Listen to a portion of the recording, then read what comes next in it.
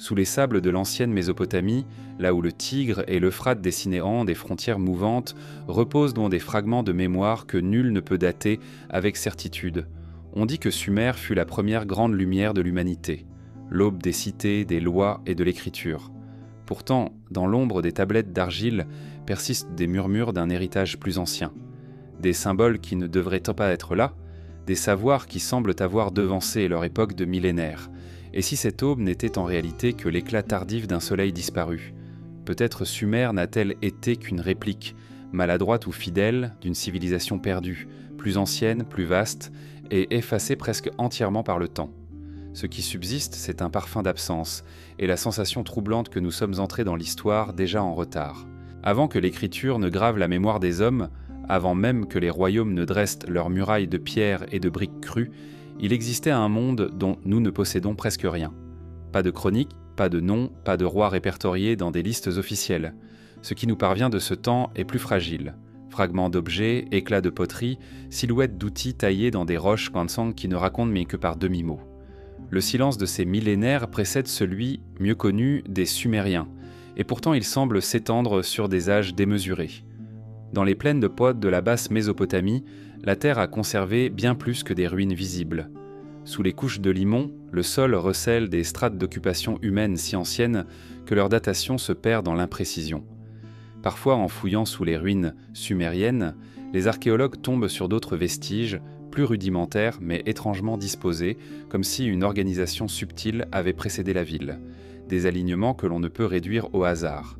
Des fondations dont la logique semble échapper aux besoins simples de l'agriculture ou de l'abri. Les récits traditionnels attribuent à Sumer l'invention de la ville, de l'écriture cunéiforme, de l'administration, de la roue. Pourtant, certaines de ces innovations apparaissent déjà sous forme d'esquisses dans des cultures plus anciennes, cultures qui elles-mêmes semblent avoir hérité de quelque chose d'encore plus lointain. On retrouve par exemple des signes gravés sur des tessons vieux de plusieurs milliers d'années avant Sumer, signes qui ne sont pas de l'écriture mais qui témoignent d'un système de notation. Des symboles récurrents, tracés avec soin, comme si leur sens était crucial mais réservé à quelques initiés. Il est possible que ces marques soient un soit les vestiges d'un langage précurseur, un langage qui n'a laissé aucun descendant direct mais dont l'esprit pourrait avoir été transmis. Car la mémoire humaine ne se transmet pas seulement par les mots, mais aussi par la forme des gestes, la structure des récits, l'architecture des rituels. Si une civilisation avancée avait précédé Sumer, c'est dans ses traces indirectes qu'elle se trahirait, un motif géométrique persistant à travers les âges, une orientation des constructions toujours vers la même étoile, un calcul du temps basé sur des cycles que l'œil nu peine à suivre. Les légendes sumériennes elles-mêmes sont saturées d'ombre. Leurs dieux ne sont pas nés avec eux, ils sont venus d'ailleurs d'un « avant » dont les tablettes n'ont retenu que des éclats. An, Enki, Enlil apparaissent en déjà constitués, dotés d'attributs complexes, comme s'ils avaient été importés de récifs plus anciens. Ces divinités ne semblent pas être le fruit d'une lente élaboration locale, mais plutôt l'intégration dans une culture nouvelle d'un panthéon complet, porteur d'un savoir et d'une cosmologie cohérente. Cela pourrait suggérer un héritage ou la mémoire d'un contact avec une autre société disparue. Il existe un phénomène troublant dans l'archéologie des civilisations. Certaines apparaissent soudainement, presque entièrement formées, avec des compétences portant des structures déjà développées. Dans le cas de Sumer, l'émergence rapide de l'écriture, des codes de loi et d'une organisation urbaine complexe est difficile à expliquer par une évolution strictement linéaire à partir des cultures néolithiques locales. On dirait que plusieurs siècles de tâtonnement manquent dans le registre, comme si quelqu'un avait déjà expérimenté ailleurs et qu'il ne restait plus qu'à transplanter le modèle. À travers le monde, des indices de convergent. Des sites plus anciens que Sumer, comme Göbekli Tepe, montrent qu'il existait, 6000 ans avant la première ville sumérienne, des communautés capables de construire des monuments rituels massifs, de manipuler des blocs de pierre de plusieurs tonnes et de décorer ces structures de symboles énigmatiques. Ces sociétés n'étaient pas de simples villages agricoles, elles possédaient un savoir symbolique et architectural inattendu pour leur époque. On ne peut pas prouver un lien direct avec Sumer, mais il est difficile de croire à une absence totale de filiation culturelle. Le problème, c'est que le temps efface presque tout. Le bois, les tissus, les pigments, les récits oraux disparaissent sans laisser de traces tangibles. Seuls persistent les éléments les plus résistants. la pierre, la céramique, quelques métaux. Si une civilisation avancée avait précédé Sumer mais utilisait principalement des matériaux périssables, elle pourrait s'être effacée presque entièrement, ne laissant derrière elle que des idées reprises par ses successeurs. Le savoir, lui, peut voyager sans les objets. Une méthode de mesure, un calendrier précis, une façon de tracer une carte peuvent survivre des millénaires dans la mémoire d'un peuple, même si son origine est oubliée. Certains chercheurs se sont penchés sur la question des anomalies techniques dans l'archéologie mésopotamienne. Par exemple, certaines cartes babyloniennes postérieures montrent une connaissance surprenante des proportions terrestres, comme si un calcul sophistiqué avait été transmis depuis longtemps. D'autres indices viennent de la précision des observations astronomiques sumériennes, difficiles à atteindre sans instruments élaborés. On pourrait soutenir que ce savoir a été acquis par une observation patiente sur des générations, mais il est également possible qu'il ait été hérité, réduit et adapté à de nouvelles conditions.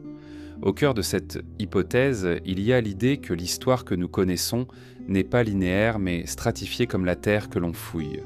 Chaque couche visible repose sur des couches plus anciennes, dont la structure peut influencer celle du dessus même si elles sont invisibles. Dans cette perspective, Sumer ne serait pas le début, mais l'une des strates supérieures, un écho récent d'une musique commencée bien avant que nous ne puissions l'entendre. Ce qui intrigue, c'est la silence, c'est la persistance des motifs.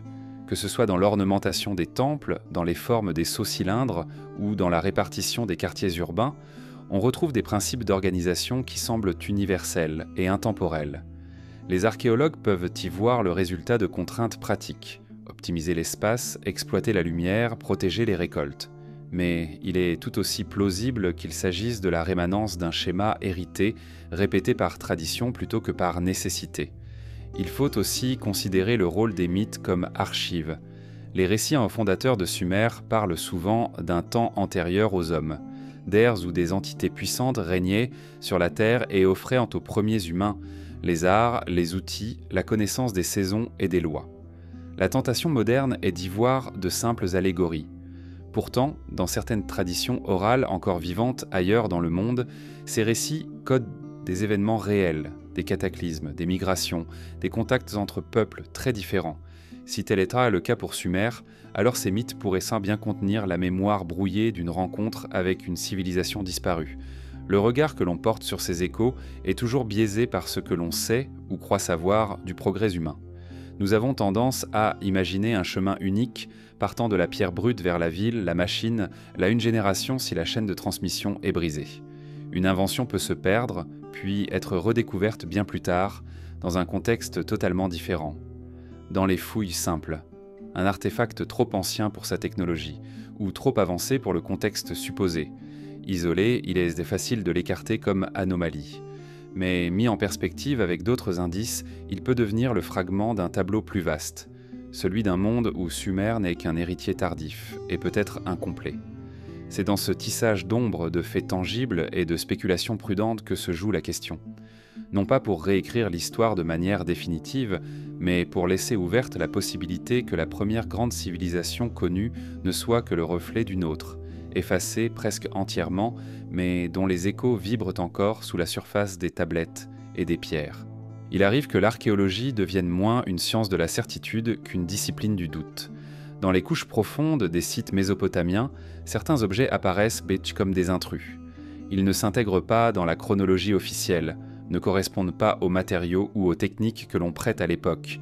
Ils sont trop sophistiqués ou trop décalés, comme s'ils avaient été déplacés dans le temps. Ces vestiges, que les fouilles exhumèrent parfois par hasard, semblent appartenir à un récit parallèle que nous avons perdu. Dans les ruines d'Uruk, par exemple, on a retrouvé des tablettes d'argile portant des marques géométriques dont la fonction échappe encore aux chercheurs. Elles ne sont ni des contes agricoles ni des textes religieux, mais des suites de motifs répétitifs dont la précision rappelle des schémas techniques.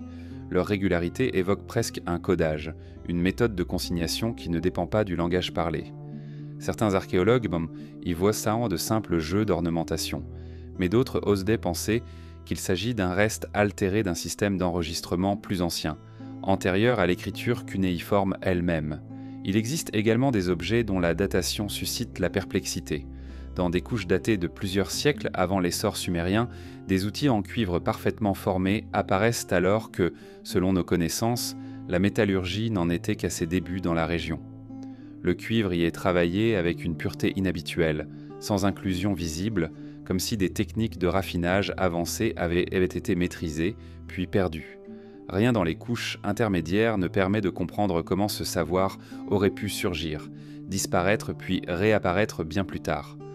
On retrouve un problème similaire avec certains fragments d'objets en pierre dure tels que la diorite ou le basalte, taillés avec une précision surprenante. La coupe de ces pierres exige, même aujourd'hui, des outils très résistants. Pourtant, dans les dépôts les plus anciens, on observe des surfaces parfaitement polies, des arêtes droites qui défient les moyens supposés disponibles.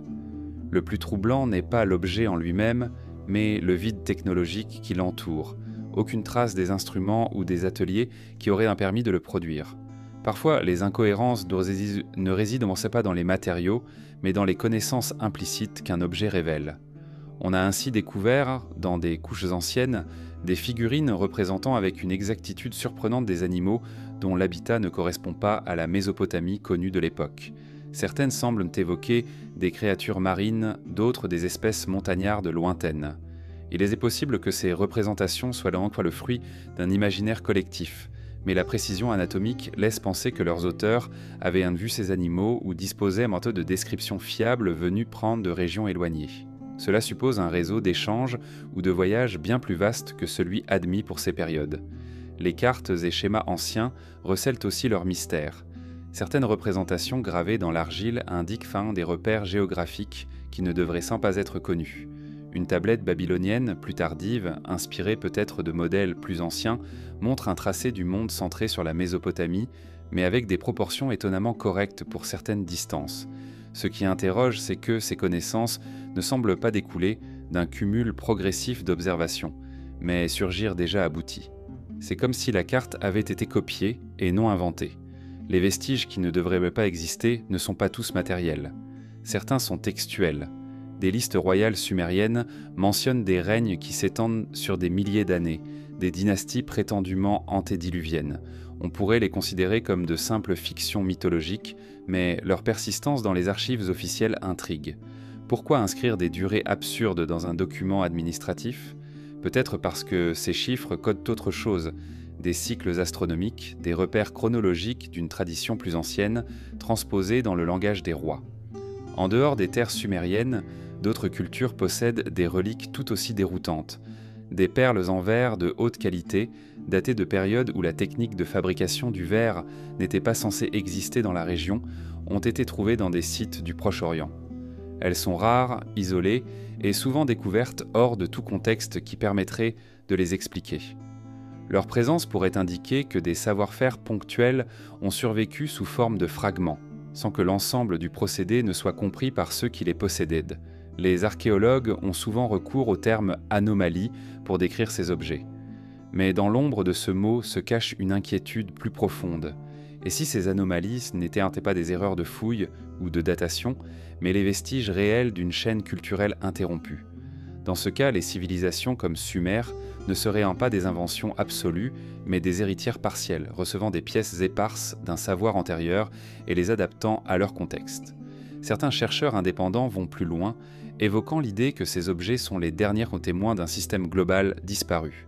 Un réseau d'échanges, peut-être limité à certaines élites, qui aurait relié des régions lointaines, bien avant l'époque officielle des grandes routes commerciales.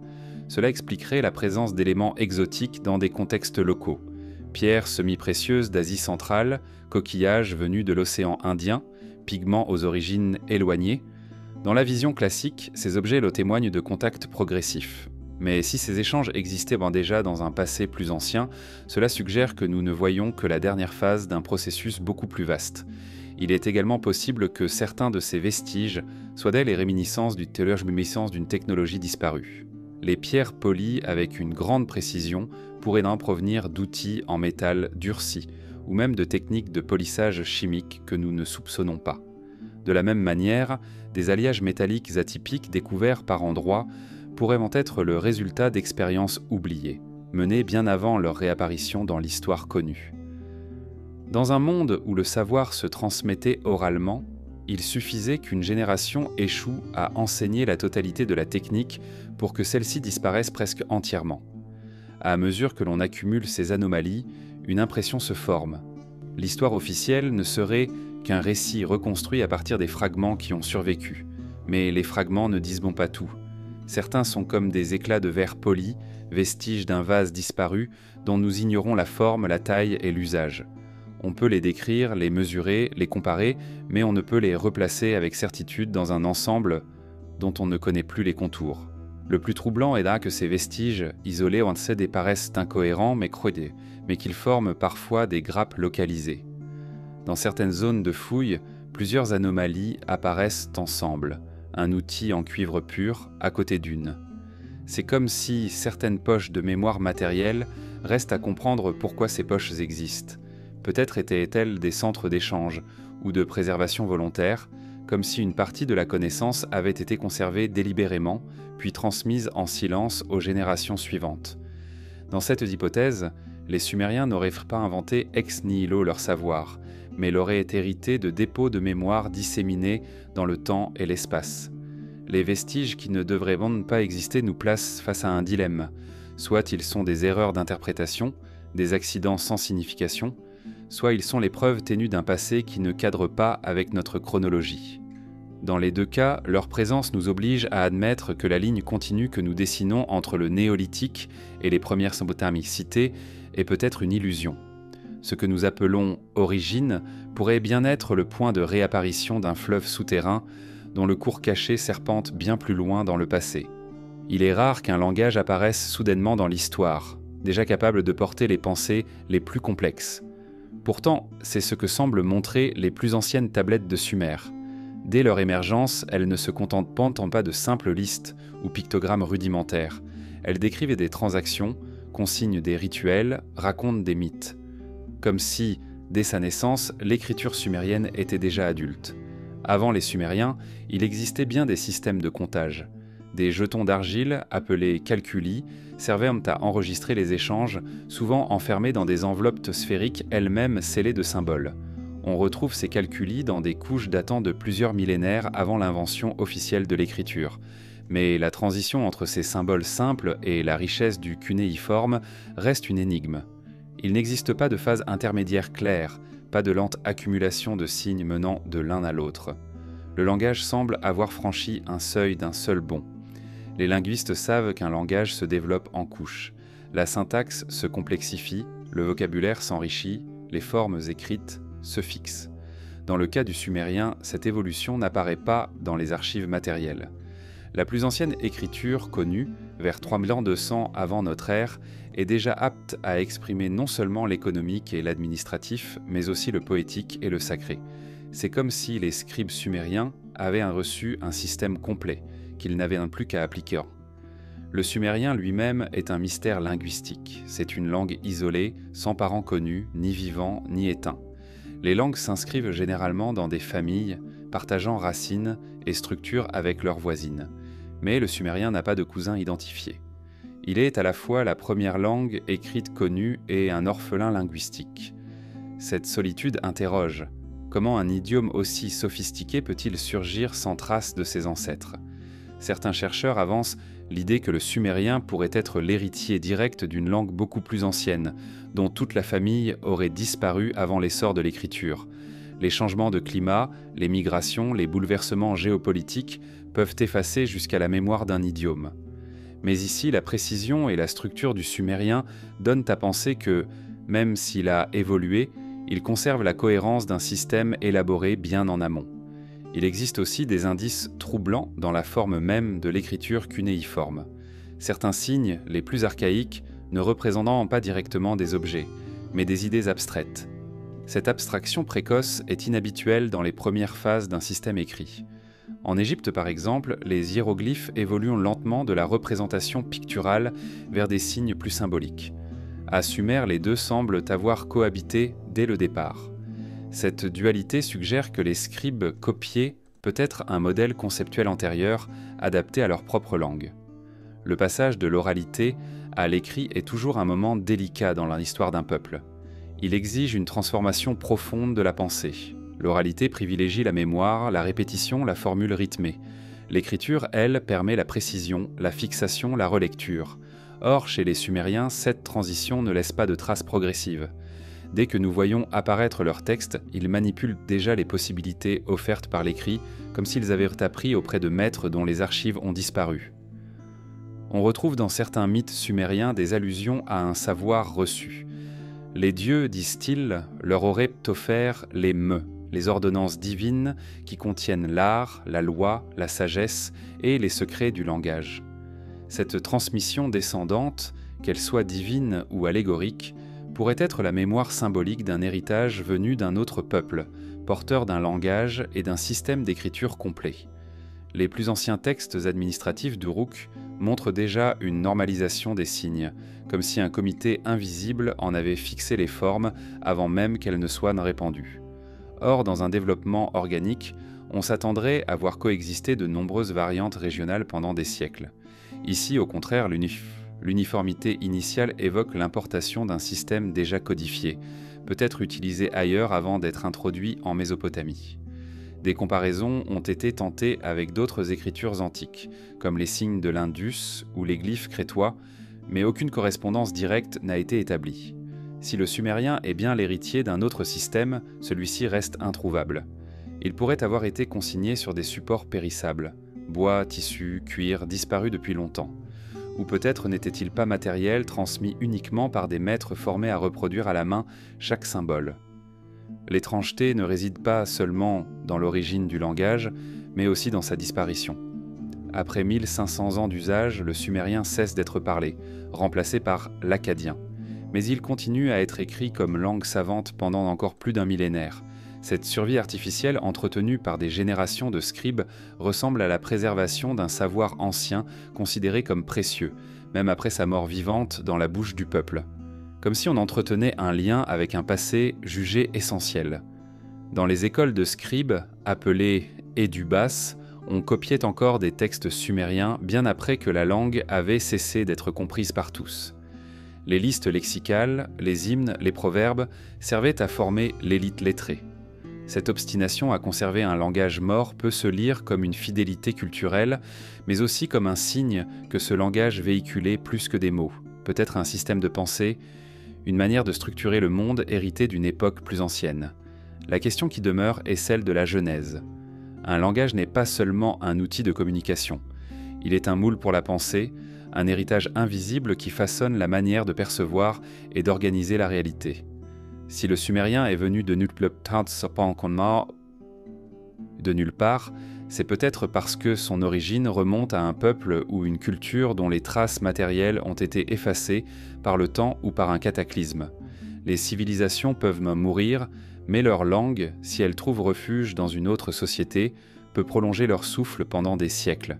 Il existe aussi la possibilité que le sumérien soit un assemblage, un hybride né de la rencontre de plusieurs traditions orales et écrites. Cette fusion pourrait avoir été orchestrée par un groupe conscient de sa mission de préservation, sélectionnant les signes, adaptant la syntaxe et fixant un vocabulaire en puisant dans des sources variées. Si tel est le cas, le langage lui-même serait un palimpseste. Sous chaque mot, une autre histoire, plus ancienne, persisterait. La linguistique seule ne peut trancher. Les archives sont trop fragmentaires, les comparaisons trop hasardeuses. Mais le sentiment persiste que le sumérien n'a pas jailli spontanément de la terre d'Uruk. Il est arrivé avec quelque chose ou quelqu'un comme un passager clandestin transportant, dans ses signes anguleux, l'écho d'un monde plus ancien. Et chaque fois qu'un scribe traçait sur l'argile les traits inclinés du cunéiforme, il réactivait peut-être sans le savoir une tradition née bien avant Sumer. Les dieux de Sumer apparaissent dans les textes les plus anciens, déjà parés de titres, de fonctions et d'histoires complexes. Ils ne naissent pas au fil des siècles comme des figures mythologiques locales, lentement façonnées par l'imaginaire collectif. Ils sont là dès le début, entiers, dotés de généalogies précises, de rôles définis dans l'ordre du monde. En, le ciel, en l'île, le vent et l'autorité, Enki, les eaux profondes et la sagesse. Leurs liens, leur rivalité, leur pacte semblent hérités, comme si ces récits avaient été importés dans la vallée mésopotamienne depuis un corpus plus ancien. Dans les tablettes, on lit des hymnes où chaque dieu possède un domaine, une demeure céleste ou terrestre, des insignes de pouvoir. la cohérence de cette structure surprend. Dans d'autres civilisations, les panthéons se construisent de façon chaotique, intégrant au fil du temps des divinités locales, fusionnant les traits de plusieurs figures, effaçant certaines. Ici, dès les premières traces, le système est complet. Cela pourrait être la marque d'une religion révélée en bloc ou le souvenir codifié d'un enseignement transmis d'une autre culture. Les récits de la création chez les Sumériens sont eux aussi inhabituels. Ils commencent peu souvent par un monde déjà organisé, ou par des actes de séparation et d'ordonnancement exécutés par des dieux déjà actifs. Le chaos primordial, s'il existe, est rapidement dompté par des entités puissantes qui semblent savoir exactement ce qu'elles font. Ce n'est pas une cosmogonie hésitante où la lumière et l'obscurité se cherchent. C'est une mise en ordre efficace, comme si les auteurs connaissaient déjà la destination finale. Certaines figures divines semblent porter en elles des attributs anachroniques. Enki, par exemple, est associé à la connaissance des arts, des mesures, de la construction, de la navigation et même de la création de l'homme. Ces représentations le montrent, parfois manipulant des instruments, comme des règles ou des cordes de mesure, ou faisant jaillir de l'eau des canaux. L'iconographie le place au centre de réseaux de savoir qui dépassent largement les préoccupations d'une société agraire naissante. Cela alimente l'hypothèse selon laquelle ce dieu, ou ce qu'il représente, pourrait être la transposition mythologique d'une caste ou d'un groupe détenant un savoir ancien. Les temples sumériens, les zigguras, sont orientés avec précision selon les points cardinaux ou certaines positions célestes. Cette rigueur d'alignement rappelle que la religion et l'astronomie étaient indissociables. Les dieux étaient liés à des étoiles, des planètes, des constellations. Mais cette connaissance des cycles célestes semble trop avancée pour apparaître en même temps que les premières cités. Elle laisse planer l'idée que ces correspondances étaient à moi déjà connues avant la fondation de Sumer et qu'elles furent simplement intégrées au culte. L'une des particularités frappantes du panthéon sumérien est la hiérarchie claire qui le structure.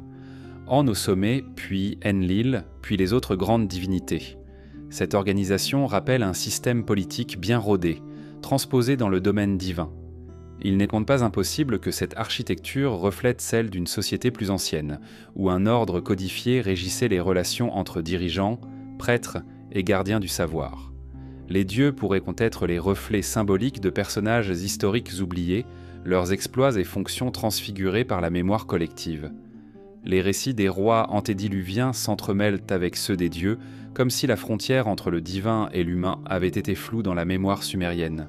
Certains souverains sont décrits comme fils de Dieu ou détenteurs d'un signe céleste.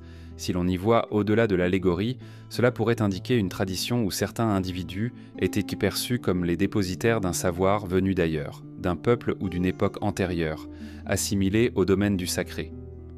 L'épisode du déluge, que l'on retrouve dans l'épopée de Gilgamesh, illustre cette permanence d'un récit qui semble dépasser Sumer. Le héros Utanapishtim, averti par un dieu de la destruction imminente, construit un navire pour sauver hommes, bêtes et savoir. Cette histoire est presque identique à d'autres versions plus tardives, y compris bibliques, et à certains récits d'Asie et d'Amérique. Si l'on suppose que le mythe est né d'un événement réel, une inondation cataclysmique, une montée rapide des eaux, alors la présence du même canevas narratif dans plusieurs cultures pourrait indiquer qu'il provient d'une source commune plus ancienne. Les dieux sumériens ne sont pas de simples forces naturelles personnifiées. Ils interagissent avec les hommes, leur enseignent des techniques, leur transmettent des règles de vie. Dans les meux, ces ordonnances sacrées sont inscrits l'art de bâtir, de juger, de célébrer les fêtes, de chanter, de fabriquer des outils. On pourrait y voir un code culturel, un condensé des savoirs considérés comme essentiels à la civilisation. La tradition affirme que ces meux existaient avant même la création de l'humanité, et que les dieux les ont apportés aux hommes. Une telle idée évoque le transfert d'un patrimoine intellectuel déjà constitué. La permanence et la complexité de cette tradition religieuse dès ses débuts suggèrent ainsi qu'elle ne s'est pas formée dans l'isolement. Les influences extérieures ou la survivance d'un système hérité semblent probables. Peut-être Sumer a-t-elle reçu un dépôt symbolique venu d'une civilisation disparue que ses prêtres ont intégré à leur propre vision du monde. Dans cette hypothèse, les dieux sumériens seraient les ombres d'anciens bienfaiteurs, transformés en figures immortelles pour préserver leur mémoire. Les représentations sculptées de certaines divinités posent elles aussi question. Des êtres à la stature impressionnante, parfois coiffés de couvre-chefs élaborés, tenant des objets dont l'usage n'est pas clair. Certains détails, comme la complexité des vêtements ou la présence d'instruments non identifiables, ne correspondent-ils pas aux outils connus de l'époque. Peut-être s'agit-il simplement de symboles, mais peut-être aussi de la mémoire d'objets réels, dont la fonction a été oubliée. Ce qui frappe dans la genèse des dieux sumériens, c'est les Beloswar, c'est l'impression qu'ils sont arrivés déjà faits, comme des acteurs entrant sur scène avec costumes et textes appris. Cette cohérence initiale pourrait provenir d'un récit transmis sans rupture sur une longue période à travers plusieurs peuples jusqu'à être fixée à Sumer. Mais elle pourrait aussi être le signe d'une insertion volontaire par un groupe porteur d'un savoir ancien dans la culture naissante des cités mésopotamiennes. Dans les textes les plus anciens, les dieux sont aussi liés à des lieux précis, parfois décrits avec des détails géographiques qui ne correspondent pas à la topographie de la Mésopotamie historique. Certains de ces lieux sont lointains, situés à l'horizon ou derrière les mers. Ces descriptions pourraient être des vestiges de cartes mentales d'un monde antérieur, adapté et conservé dans le langage du mythe. Les ombres qui planent sur cette genèse ne sont pas seulement celles de l'inconnu, mais celles du souvenir. Un souvenir si ancien qu'il a perdu son contexte, ce qui est ne laissant que la forme intacte des récits et des hiérarchies. Si l'on accepte l'idée que Sumer ait pu hériter d'une mémoire religieuse étrangère à son sol natal, alors les dieux ne seraient pas seulement des inventions symboliques, mais aussi des héritages fossilisés d'une zone histoire plus ancienne, transposée dans le domaine du sacré pour la préserver. Les villes sumériennes, avec leurs ziggurats dressés vers le ciel et leurs canaux soigneusement tracés, semblent aujourd'hui être le fruit d'un savoir-faire architectural presque intuitif. Pourtant, derrière la masse visible des briques d'argile et des murs fortifiés, se cache un réseau de principes et de calculs dont la subtilité échappe souvent au regard moderne. Les bâtisseurs de Sumer travaillaient non seulement avec les matériaux tangibles, mais aussi avec des forces moins perceptibles, l'orientation, la lumière, l'écoulement de l'air et même des notions liées au ciel et au temps. Dans les plans retrouvés sur certaines tablettes, on observe que les structures n'étaient pas disposées au hasard. Les temples, en particulier, étaient alignés sur des axes précis, souvent orientés en fonction des points cardinaux ou des levées zéliaques de certaines étoiles. Ces orientations ne sont pas purement décoratives. Elles traduisent un lien profond entre la construction et l'ordre cosmique. Pour un observateur moderne, cela ressemble à une forme d'urbanisme sacré, où chaque bâtiment participe à une géométrie plus vaste, invisible au niveau du sol, mais perceptible depuis le ciel ou dans l'abstraction du plan. La ziggurat, monument emblématique, illustre bien cet art invisible. Sa forme en gradin évoque une montagne sacrée, mais sa construction répond à des règles de proportion strictes. Les dimensions des terrasses, mais allées y suivent parfois des rapports numériques réguliers, suggérant un savoir mathématique avancé. Ces proportions pouvaient avoir une fonction symbolique, mais aussi pratique. Répartir les charges, optimiser la stabilité et canaliser la lumière ou le vent de manière précise. Le choix de ces rapports, répétés de ville en ville, laisse penser à une tradition codifiée, peut-être héritée d'un savoir antérieur à Sumer. La maîtrise des flux d'eau est un autre aspect central de cet art invisible. Les Sumériens construisaient des canaux, des bassins et des systèmes d'irrigation si élaborés qu'ils permettaient de nourrir de vastes populations dans un environnement semi-aride. Mais au-delà de l'ingénierie visible, il y avait une compréhension fine des cycles saisonniers, des variations de débit et même des effets de la lune sur les marées et les cours d'eau.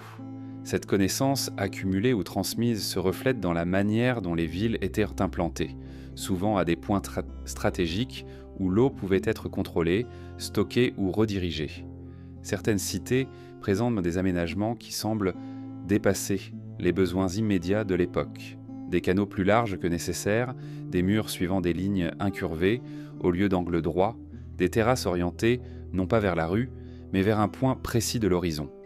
Ces choix laissent penser à une architecture intégrant des paramètres immatériels, peut-être la circulation de l'air pour rafraîchir les intérieurs, peut-être la lumière du solstice éclairant une salle particulière, ou encore la résonance sonore d'un espace lors de rituels. Les fouilles ont mis au jour des briques portant des inscriptions qui mentionnent les noms des maîtres d'ouvrage, mais rarement ceux des concepteurs ou architectes. Il est possible que la conception ait été l'affaire d'une caste discrète, formée à lire le ciel et la terre, à manipuler les rapports de proportion, et à intégrer dans le bâti des éléments de symbolisme ésotérique. Ces maîtres d'œuvre invisibles auraient pu transmettre leur savoir par voie orale, rendant difficile toute trace directe de leur méthode. Certains chercheurs remarquent que les temples sumériens présentent des similitudes frappantes avec des structures d'autres régions anciennes, notamment dans la disposition des cours, la hiérarchie des espaces et l'alignement sur des phénomènes astronomiques. Cela pourrait s'expliquer par des influences mutuelles, mais aussi par un héritage commun venu d'une tradition plus ancienne, peut-être préhistorique, où la construction servait à relier la communauté au cosmos plutôt qu'à fournir uniquement un abri ou un espace fonctionnel. La dimension acoustique de l'architecture sumérienne est rarement évoquée, mais elle mérite attention. Dans certaines salles, les murs et les plafonds voûtés semblent conçus pour amplifier ou moduler le son. Les cérémonies religieuses, avec leurs chants et leurs instruments, pouvaient ainsi bénéficier d'une résonance particulière, renforçant l'impact émotionnel et spirituel. Cet usage délibéré du son dans la conception des espaces Fonso témoigne d'une sensibilité à des paramètres invisibles mais puissants, capables d'influencer l'expérience humaine.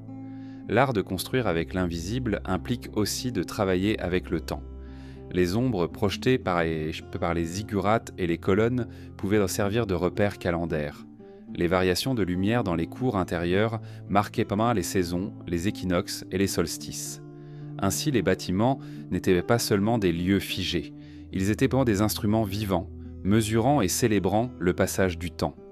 Cette intégration du calendrier dans la pierre suppose une continuité d'observation sur plusieurs générations, ou la transmission d'un savoir déjà consolidé. L'argile, matériau principal, offrait paradoxalement une grande liberté pour appliquer ces principes invisibles. Facile à modeler, à cuire et à assembler, elle permettait de corriger ou d'ajuster les plans selon les nécessités symboliques ou pratiques, mais elle exigeait aussi une maintenance régulière. Cela signifiait que les bâtisseurs devaient penser non seulement à l'instant de la construction, mais à la vie entière de l'édifice, à sa relation continue avec les forces naturelles. Certains motifs gravés sur les briques ou sculptés dans la pierre semblent délibérément placés à des points précis des bâtiments. Ils ne sont pas décoratifs au sens moderne, mais plutôt des marqueurs, peut-être liés à des rituels ou à des points d'observation astronomique. Leur positionnement précis pourrait être le vestige d'un système de repérage ancien, intégré au tissu même de la ville. Ces détails, invisibles aux profanes, rappellent que l'architecture sumérienne opérait sur plusieurs niveaux, fonctionnels, symboliques et cosmiques. Il existe aussi des preuves indirectes que certaines constructions étaient alignées non seulement sur le ciel visible, mais aussi sur des points liés au magnétisme terrestre. Cette hypothèse reste controversée, mais elle rejoint l'idée que les bâtisseurs connaissaient des phénomènes que nous n'associons pas habituellement aux sociétés de l'Antiquité. Si cela était vrai, ces connaissances pourraient être le fruit d'une tradition beaucoup plus ancienne, transmise à travers des générations de maîtres bâtisseurs. La relation entre architecture et mythe est ici essentielle. Les récits sumériens parlent souvent de villes fondées par les dieux eux-mêmes, ou selon leurs instructions précises. Il se peut que ces récits soient dans l'habillage mythologique d'un processus bien réel, la fondation d'une cité selon un plan hérité, considéré comme sacré et donc immuable. Les dieux, dans ce contexte, pourraient donc représenter les anciens maîtres de l'art de construire, dont les méthodes étaient perçues comme divines. L'urbanisme sumérien, lorsqu'on l'observe dans sa globalité, révèle une orchestration qui dépasse le simple pragmatisme. Les quartiers, les axes, les espaces publics, les temples et les zones résidentielles semblent interconnectés comme les pièces d'un puzzle plus vaste. Chaque élément a sa place non seulement en fonction des besoins matériels, mais aussi en fonction d'une logique supérieure. Cette logique, nous ne pouvons que l'entrevoir, mais elle porte la marque d'un art qui ne se contente pas de façonner la matière, mais qui organise le vide, la lumière et le temps lui-même. Ce savoir-faire invisible n'a pas pu naître ex nihilo avec Sumer. Il est probable qu'il s'inscrive dans une continuité, que les Sumériens aient hérité de modèles antérieurs, peut-être transmis oralement ou par l'observation d'anciennes ruines déjà porteuses de cette géométrie cachée. En cela, l'art de construire avec l'invisible pourrait être la preuve la plus discrète, mais aussi la plus persistante, d'une civilisation plus ancienne, dont l'essence a survécu non pas dans des textes ou des outils, mais dans la forme même des villes et des monuments. Avant que l'histoire ne s'écrive sur l'argile, elle se marquait dans la course des astres. Les Sumériens, comme bien d'autres peuples anciens, vivaient l'âme selon des rythmes que nous avons presque oubliés. Le lever d'une étoile avant l'aube annonçait une saison, la hauteur du soleil à midi signalait l'approche d'une crue, la forme de la lune déterminait le moment des semailles. Mais derrière ces observations quotidiennes, il y avait une structure invisible, un calendrier qui semblait avoir été conçu bien avant que Sumer ne devienne une civilisation. Le calendrier sumérien était lunaire solaire. Les mois suivaient les phases de la lune, mais on intercalait des jours ou des mois supplémentaires pour rester en phase avec l'année solaire. Ce système est complexe, car il exige non seulement de savoir observer les cycles lunaires, mais aussi de mesurer et corriger régulièrement l'écart avec le cycle du Soleil. Les plus anciens textes administratifs montrent que cette maîtrise existait déjà dans les premières cités, comme si elle avait été héritée dans un état achevé. Les cycles lunaires sont faciles à observer à l'œil nu, mais la précision avec laquelle les Sumériens calculaient les alignements Sol-Lune trahit une tradition d'observation longue de plusieurs siècles, sinon de millénaires. Or, cette longue tradition ne laisse pas de traces écrites dans la région avant Sumer. Cela laisse penser que le savoir ne s'est pas développé localement de manière progressive, mais a été transmis par un canal invisible, peut-être issu d'une culture plus ancienne. Certains fragments de tablettes, étudiés par des historiens de l'astronomie, contiennent des données numériques qui correspondent étonnamment bien à des valeurs modernes, comme la durée du mois synodique ou l'année tropique, avec une précision surprenante pour l'époque. La question demeure, comment une civilisation à peine sortie du néolithique pouvait-elle connaître avec autant d'exactitude la mécanique céleste ? L'explication la plus prudente est qu'ils ont hérité de mesures effectuées bien plus tôt, et que ces données ont été conservées avec soin, transmises de génération en génération jusqu'à trouver leur place dans les registres sumériens. La division du jour en unités précises, une autre caractéristique de Sumer, révèle la même sophistication. Les Sumériens utilisaient un système sexagésimal, basé sur le nombre 60 pour mesurer le temps. C'est de là que viennent nos heures de 60 minutes et nos minutes de 60 secondes. Mais l'adoption d'un tel système ne se justifie pas aisément par l'observation naturelle. Il suppose un choix mathématique, peut-être hérité d'un cadre plus ancien, où ce nombre avait une signification cosmique ou géométrique particulière. Les temples servaient souvent de centre d'observation du ciel. Les prêtres astronomes, en suivant la course des astres depuis les terrasses, pouvaient en déterminer des dates cruciales pour l'agriculture et le culte. Mais certaines de ces observations dépassaient les besoins immédiats. Repérer le lever héliaque de Sirius ou noter les éclipses de lune sur plusieurs décennies n'a de sens que dans une vision du temps longue qui cherche à relier les cycles terrestres à des cycles célestes plus vastes. Cette vision n'a pas l'air d'être née spontanément avec Sumer. Elle ressemble à la continuation d'une tradition où le ciel servait d'archive et où la régularité des astres était la clé de la mémoire. Dans l'étude des anciens calendriers, on rencontre parfois des anomalies troublantes.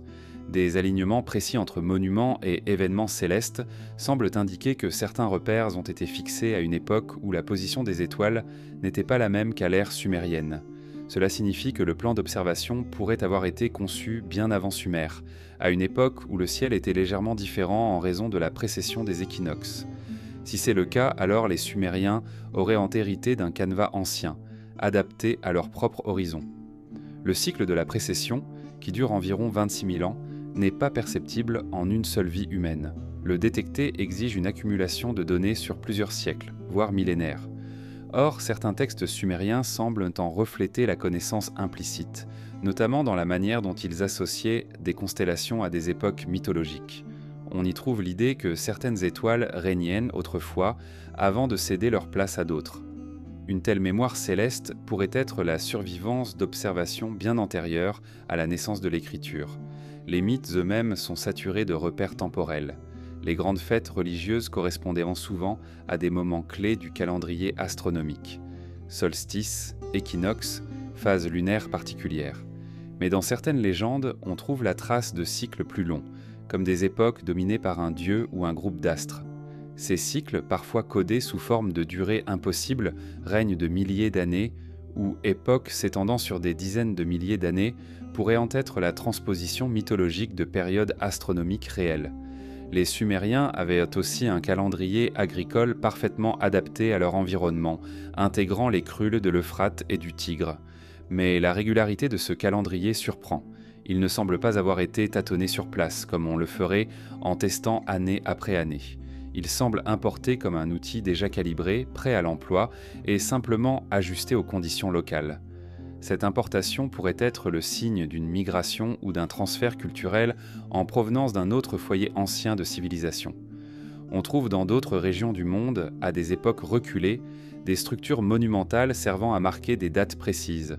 Cercles de pierre, observatoires, alignés sur le lever ou le coucher du soleil à des moments particuliers de l'année. Certains de ces sites, comme Nabta Playa en Égypte ou Stonehenge en Angleterre, précèdent Sumer de plusieurs millénaires. Il est possible qu'ils fassent partie d'une tradition globale, où l'observation du ciel et la construction de repères étaient au cœur de la vie collective. Sumer pourrait être l'héritier oriental d'une partie de cette tradition.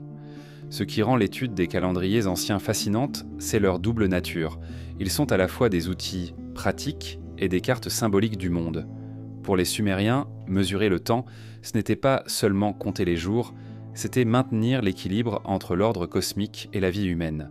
Cette conception du temps comme lien entre le ciel et la terre n'a pas l'air d'avoir été inventée dans l'isolement. Elle semble être le prolongement d'une philosophie plus ancienne, où chaque cycle avait une valeur sacrée. Les tablettes d'astronomie, parfois très abîmées, montrent que les Sumériens tenaient des registres d'observation sur de longues périodes. Mais certaines de ces données, lorsqu'on les compare aux calculs modernes, suggèrent que leurs prédictions reposaient sur des modèles mathématiques déjà établis. Ces modèles, d'une précision étonnante, pourraient être le fruit d'une tradition héritée plutôt que d'une invention récente. La disparition des archives antérieures nous empêche de remonter le fil, mais le résultat final laisse deviner la profondeur de ce passé. Il est possible que les Sumériens aient été conscients de cette ancienneté. Dans certains textes, ils attribuent l'origine de leur savoir astronomique aux dieux ou aux rois antédiluviens, figures qui règnent dans un temps mythique avant la grande inondation. Qu'il s'agisse de métaphores ou de mémoires historiques déformées, cela traduit l'idée que leur science du temps ne venait pas de seul, mais d'un avant inaccessible. Leur calendrier n'était donc pas seulement un moyen de compter les jours, mais un héritage codé, une archive vivante. Chaque mois, chaque fête, chaque alignement astronomique pouvait être la réminiscence d'une époque où les hommes vivaient en lien direct avec un ciel plus ancien que le nôtre. Et dans cette structure, soigneusement maintenue, peut-être subsiste encore aujourd'hui la trace d'une civilisation dont nous avons perdu jusqu'au nom. La cartographie, telle que nous la connaissons, est une invention tardive. Elle suppose une abstraction, la capacité de représenter un espace en 2 dimensions et d'y inscrire des repères précis.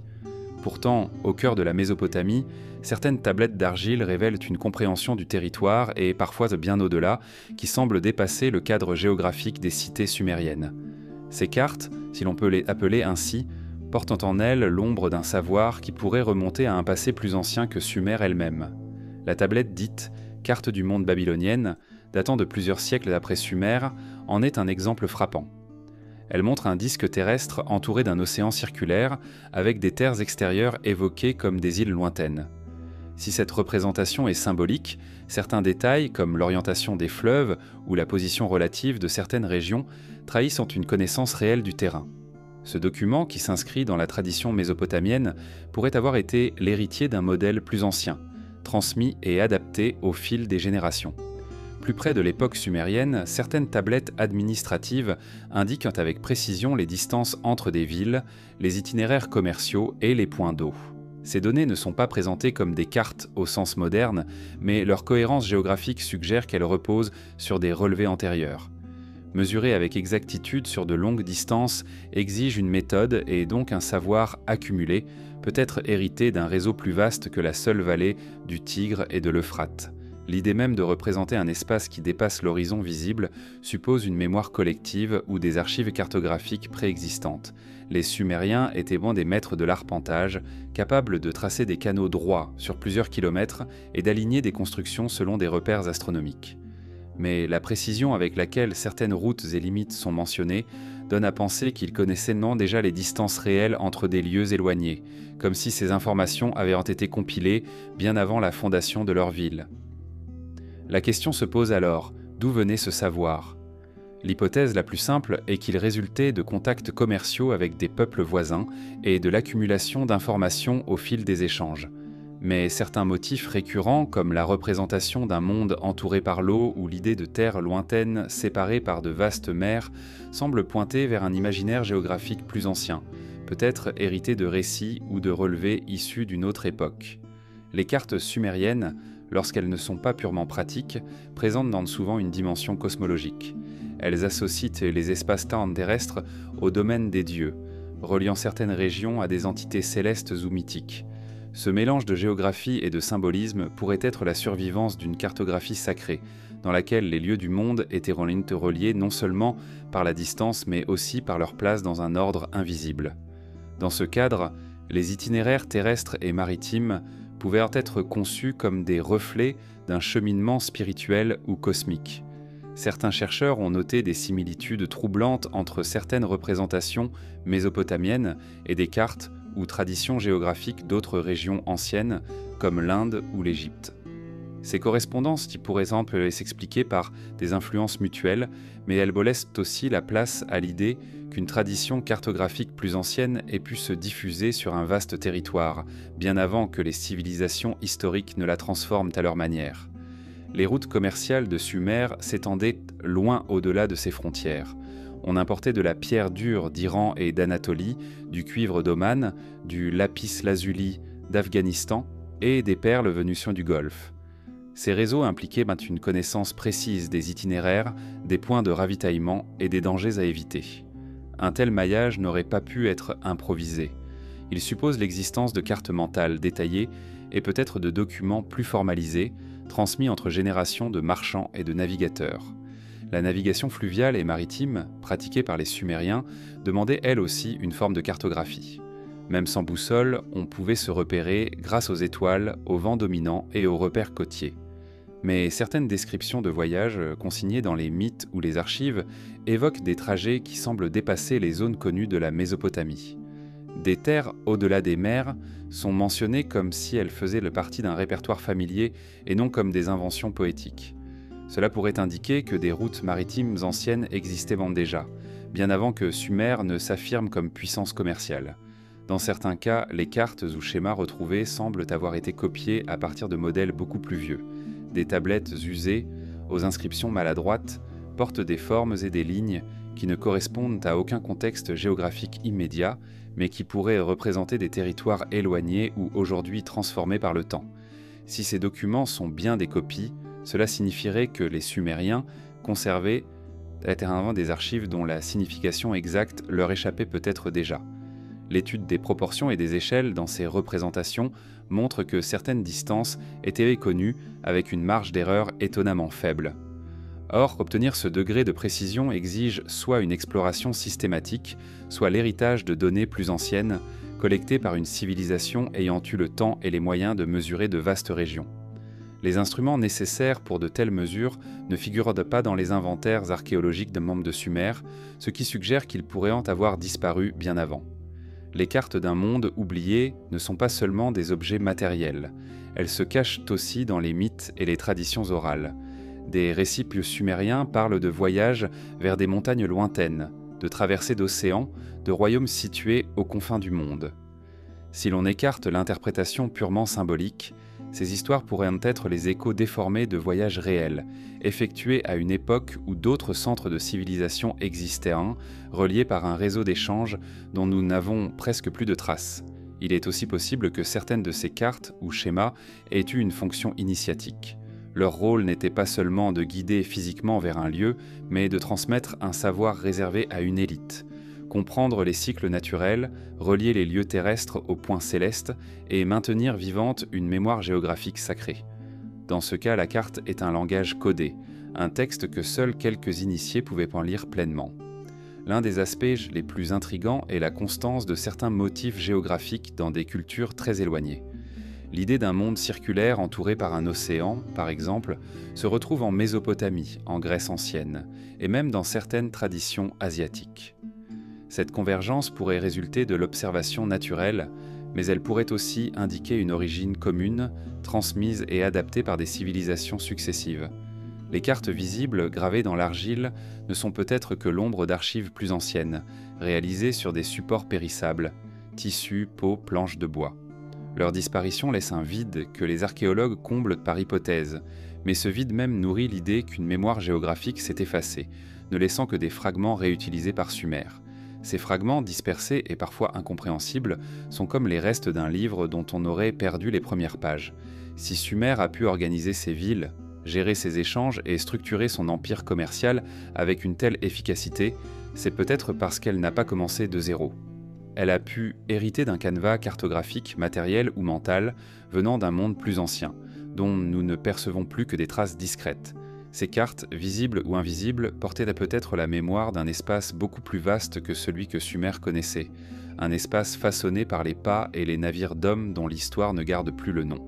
Il existe dans les récits de Sumer des images et des objets qui semblent appartenir au domaine de la fiction sacrée.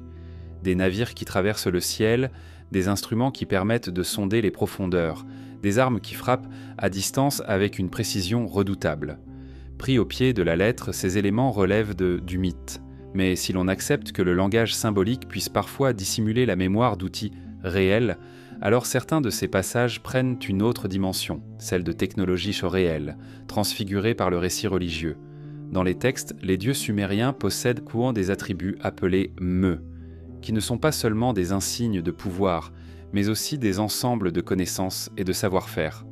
Parmi eux figurent des savoirs techniques, l'art de bâtir, de mesurer, de fondre les métaux, de naviguer sur les mers et sur les fleuves. Ces savoirs sont présentés comme des dons divins, venus tout faits. La tradition ne raconte pas leur lente invention, mais leur transmission directe, comme si une civilisation précédente les avait déjà perfectionnés. Certains mythes parlent de chars célestes ou de trônes qui se déplacent dans les airs. Dans l'épopée de Gilgamesh, le héros et son compagnon voient non surgir des apparitions lumineuses, parfois accompagnées d'un bruit assourdissant. Pour le lecteur moderne, ce sont des images poétiques. Mais si ces récits codent la mémoire d'engins réels, ballons, cerfs-volants ou autres dispositifs de transport, alors nous serions face à une réécriture symbolique d'objets perdus. La transmission orale a pu transformer leur description, jusqu'à leur donner des attributs surnaturels. L'art sumérien conserve lui aussi des représentations intrigantes. Certains sceaux cylindres montrent des figures manipulant des objets sphériques ou coniques posés sur des socles avec des gestes précis. Ces objets ne trouvent pas toujours d'équivalent connu dans l'outillage de l'époque. Les archéologues y voient souvent des symboles religieux, mais la précision des gestes et la répétition des motifs pourraient indiquer une fonction technique. Peut-être ces images sont-elles les reflets estompés d'un savoir-faire oublié. L'hydraulique sumérienne, par exemple, atteint un niveau remarquable. Les canaux, digues et systèmes d'irrigation ne sont pas improvisés. Ils sont conçus selon des principes de débit, de retenue et de répartition de l'eau qui exigent une compréhension avancée des flux. Cette compétence pourrait s'expliquer par une longue tradition locale d'agriculture irriguée. Mais on peut aussi envisager que certains principes aient été hérités de travaux plus anciens, adaptés aux conditions de la Mésopotamie. Dans ce cas, le don des dieux aux hommes pourrait être la mémoire de techniques hydrauliques développées ailleurs, dans un contexte perdu. Il existe des passages où la frontière entre outils et symboles se brouille. Par exemple, les filets des dieux, capables de capturer les ennemis à distance, peuvent évoquer des armes ou dispositifs de capture réels, transfigurés par le récit. De même, les yeux qui voient en loin attribués à certaines divinités pourraient renvoyer à des instruments d'observation, comme des miroirs polis ou des lentilles rudimentaires, dont quelques exemples énigmatiques ont été trouvés dans des sites antiques bien plus récents. La possibilité que de tels instruments aient existé plus tôt ne peut être exclue. La métallurgie, dans les récits sumériens, est également liée au domaine divin. Les dieux forgent des armes et des outils dans des métaux aux propriétés extraordinaires. Certains de ces métaux sont nommés, d'autres seulement décrits comme brillants comme le soleil ou durs comme la pierre céleste. Ces descriptions pourraient bien correspondre à des alliages avancés, inconnus de l'archéologie locale. L'idée qu'une technologie métallurgique ait pu être transmise depuis un foyer plus ancien, puis partiellement perdu, rejoint l'hypothèse d'un savoir ancien recyclé en mythe. La navigation maritime, telles que décrites dans certains poèmes, dépassent les compétences attendues d'une civilisation fluviale. Des voyages sont racontés vers des terres lointaines, nécessitant de franchir de grandes étendues d'eau salée. Les bateaux évoqués sont parfois de grande taille, avec plusieurs ponts, ce qui dépasse les modèles connus pour l'époque. Là encore, il est possible que ces images soient l'exagération de navires réels, conservés dans la mémoire collective comme des œuvres des dieux. Certains sauts-cylindres montrent aussi des représentations qui évoquent des configurations astronomiques précises, avec des étoiles et des planètes disposées de manière cohérente.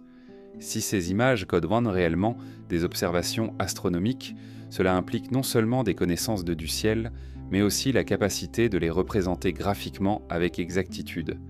La fonction de ces représentations pouvait être religieuse mais aussi pratique, pour orienter des voyages ou prédire des événements saisonniers. Ce qui rend ces éléments fascinants, c'est qu'ils ne sont pas isolés. Dans d'autres civilisations anciennes, on retrouve le même schéma. Des objets et des techniques décrits comme d'origine divine, intégrés à la trame des mythes. Il est possible que ces récits servent à préserver un savoir dans un contexte où l'écrit ne pouvait pas tout dire, où certaines connaissances étaient réservées à une élite initiée. En codant une technologie dans un récit mythologique, on la rendait à la fois mémorable et sacrée. L'hypothèse d'une transmission de savoir technique depuis une civilisation plus ancienne se heurte toujours à la même difficulté, l'absence de preuves matérielles directes. Les outils, machines ou dispositifs éventuels auraient pu disparaître depuis longtemps, surtout s'ils étaient fabriqués en matériaux périssables. Ce qui subsiste alors, ce sont des images, des descriptions et des pratiques fragmentaires intégrées dans la culture des successeurs et recouvertes du voile du mythe. Le langage symbolique permet aussi de masquer des réalités techniques qui, à une époque donnée, auraient pu paraître incompréhensibles ou dangereuses pour le commun. Par exemple, un dispositif d'élévation d'eau pouvait devenir la jarre magique qui ne se vide jamais, et une technique de préservation des aliments pouvait devenir le pain qui ne vieillit pas. Ces transformations ne sont pas seulement poétiques, elles sont un moyen de faire survivre des principes techniques sans en livrer les détails explicites. Dans certains cas, les mythes eux-mêmes semblent porter la trace de procédés industriels. Des descriptions de la création de l'homme par modelage dans l'argile et insufflation de vie pourraient en être la métaphore d'un savoir plus concret, peut-être lié à la connaissance de l'anatomie ou à des pratiques rituelles sophistiquées. Ces interprétations restent spéculatives, mais elles illustrent la profondeur de l'ambiguïté entre symbole et technique. Les technologies déguisées en mythes pourraient ainsi représenter un double héritage, celui de la technique elle-même, parfois transmise intacte, et celui de sa transposition dans un langage qui la protège et la dissimule. Les Sumériens, en intégrant ces récits dans leur religion, ont peut-être assuré la survie d'un savoir qu'ils ne comprenaient pas toujours entièrement, mais dont ils percevaient l'importance. Ce savoir, réinterprété, a pu voyager encore plus loin, se mêlant aux traditions des peuples qui ont suivi, jusqu'à devenir méconnaissable. Dans ce jeu de miroir entre réel et imaginaire, il est difficile de dire où commence la technologie et où finit le mythe. Mais il est possible que les deux soient issus d'une même source, un monde plus ancien que Sumer, où certaines connaissances avaient déjà atteint un haut degré de maîtrise et dont les échos, pour nous, ne survivent de plus que dans les tablettes, les symboles et les légendes gravées dans l'argile. Dans l'ombre des temples et derrière les murs d'argile des Édubas, les écoles de scribes, il existait un cercle restreint d'hommes et de femmes qui détenaient plus que le pouvoir des mots. Leur rôle n'était pas seulement de consigner les récoltes, de rédiger les lois ou de célébrer les dieux. Ils étaient les dépositaires d'un héritage fragile, d'un savoir ancien que le commun ne pouvait ni comprendre ni peut-être supporter. Leur mission n'était pas de le répandre, mais de le conserver, à l'abri, parfois même contre leur propre peuple. Dans les archives sumériennes, certains textes semblent écrits pour être lus par tous, contrats, hymnes, listes. Mais d'autres, plus rares, emploient des formules inhabituelles, des symboles détournés, des métaphores dont le sens échappe aux lecteurs non initiés. Ces documents sont souvent fragmentaires, parfois volontairement effacés. On y devine des instructions, des calendriers d'événements célestes ou des descriptions de phénomènes naturels, comme si leur valeur dépassait le simple intérêt scientifique ou religieux. Les prêtres astronomes étaient au cœur de cette préservation. Leur savoir allait bien au-delà de l'observation du ciel nocturne. Ils maîtrisaient les calculs nécessaires pour prédire les éclipses, pour anticiper les crues, pour régler le calendrier des semailles et des moissons avec une précision troublante. Mais ce savoir, vital pour la survie collective, pouvait aussi devenir une source de pouvoir absolu. Celui qui prédit la crue contrôle les récoltes. Celui qui lit les signes du ciel peut dicter les décisions des rois. Il était possible que certaines connaissances aient été délibérément restreintes, transmises uniquement à ceux jugés dignes ou capables d'emporter la charge. Dans de nombreuses cultures, la maîtrise de certains savoirs techniques ou spirituels est liée à un serment, et la trahison de ce serment entraîne des sanctions sévères. On peut imaginer que, dans Sumer, certains secrets se transmettaient ainsi, de maître à disciple, en dehors de toute trace écrite explicite. La nature de ce savoir interdit est difficile à définir aujourd'hui. Était-il d'ordre technologique, astronomique, médical ou même géographique? Peut-être un mélange des trois. Les textes mythologiques évoquent parfois des salles des destins, où les dieux conservent des tablettes contenant les lois du ciel et de la terre. Ces salles pourraient n'être que des images poétiques, mais elles rappellent étrangement les archives réelles des temples, où l'on entreposait non seulement les documents administratifs, mais aussi les textes rituels et les savoirs spécialisés. Il n'est pas exclu que certains de ces savoirs aient eu pour origine une civilisation antérieure, disparue, mais dont les traces avaient été recueillies par les premiers Sumériens. Dans ce cas, les gardiens ne protégeaient pas seulement une tradition locale, mais les vestiges d'un héritage plus vaste, dont ils ne comprenaient peut-être pas toujours l'ensemble, mais qu'ils percevaient comme précieux. Un fragment de carte ancienne, un calcul astronomique, un schéma de construction, tout cela pouvait devenir matière à protection et à secret. On retrouve dans d'autres civilisations le motif des détenteurs de savoirs anciens. Les prêtres égyptiens, les druides celtes, les scribes mayas. Tous semblent partager cette fonction de mémoire vivante. Chez les Sumériens, cette fonction était peut-être encore plus cruciale car leur écriture naissante offrait un moyen de fixer ce qui, ailleurs, se transmettait uniquement par la parole. Mais l'écrit, en fixant le savoir, l'exposait aussi au risque de la divulgation. La solution fut peut-être de le coder, de le dissimuler derrière un langage symbolique. Certains sceaux cylindres, utilisés pour marquer les documents officiels, présentent des motifs dont la signification exacte échappe encore aux chercheurs. On y voit des configurations d'étoiles, des figures animales associées à des gestes précis ou des objets énigmatiques. Ces sceaux pouvaient servir de signature pour authentifier un document réservé à un cercle restreint. Le motif lui-même pouvait contenir un message connu seulement des initiés, un mot de passe visuel qui confirmait l'accès au contenu. Il existe aussi des anomalies dans la répartition des tablettes. Certaines ont été trouvées loin de leur lieu probable de rédaction, comme si elles avaient été déplacées volontairement, cachées ou protégées lors de périodes de crise. Ces déplacements pourraient être la trace de réseaux de gardiens, capables de transporter le savoir hors d'atteinte d'envahisseurs ou de catastrophes naturelles. Ainsi, ce que nous retrouvons aujourd'hui n'est peut-être que ce qui a échappé aux destructions et aux dissimulations. La question la plus troublante est celle de la nature exacte de ce que l'on voulait garder hors de portée. Était-ce simplement une accumulation de connaissances pratiques, dangereuses si elles étaient mal utilisées, ou bien s'agissait-il d'informations qui, si elles avaient été connues de tous, auraient changé la vision du monde? Un savoir capable d'altérer la structure même de la société en donnant à certains une supériorité écrasante sur les autres.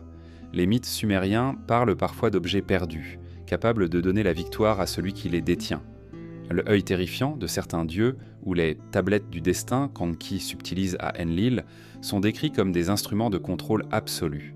Il est tentant d'y voir des allusions à des artefacts réels, objets techniques, outils de navigation, instruments astronomiques, dont la possession assurait un avantage stratégique ou symbolique immense.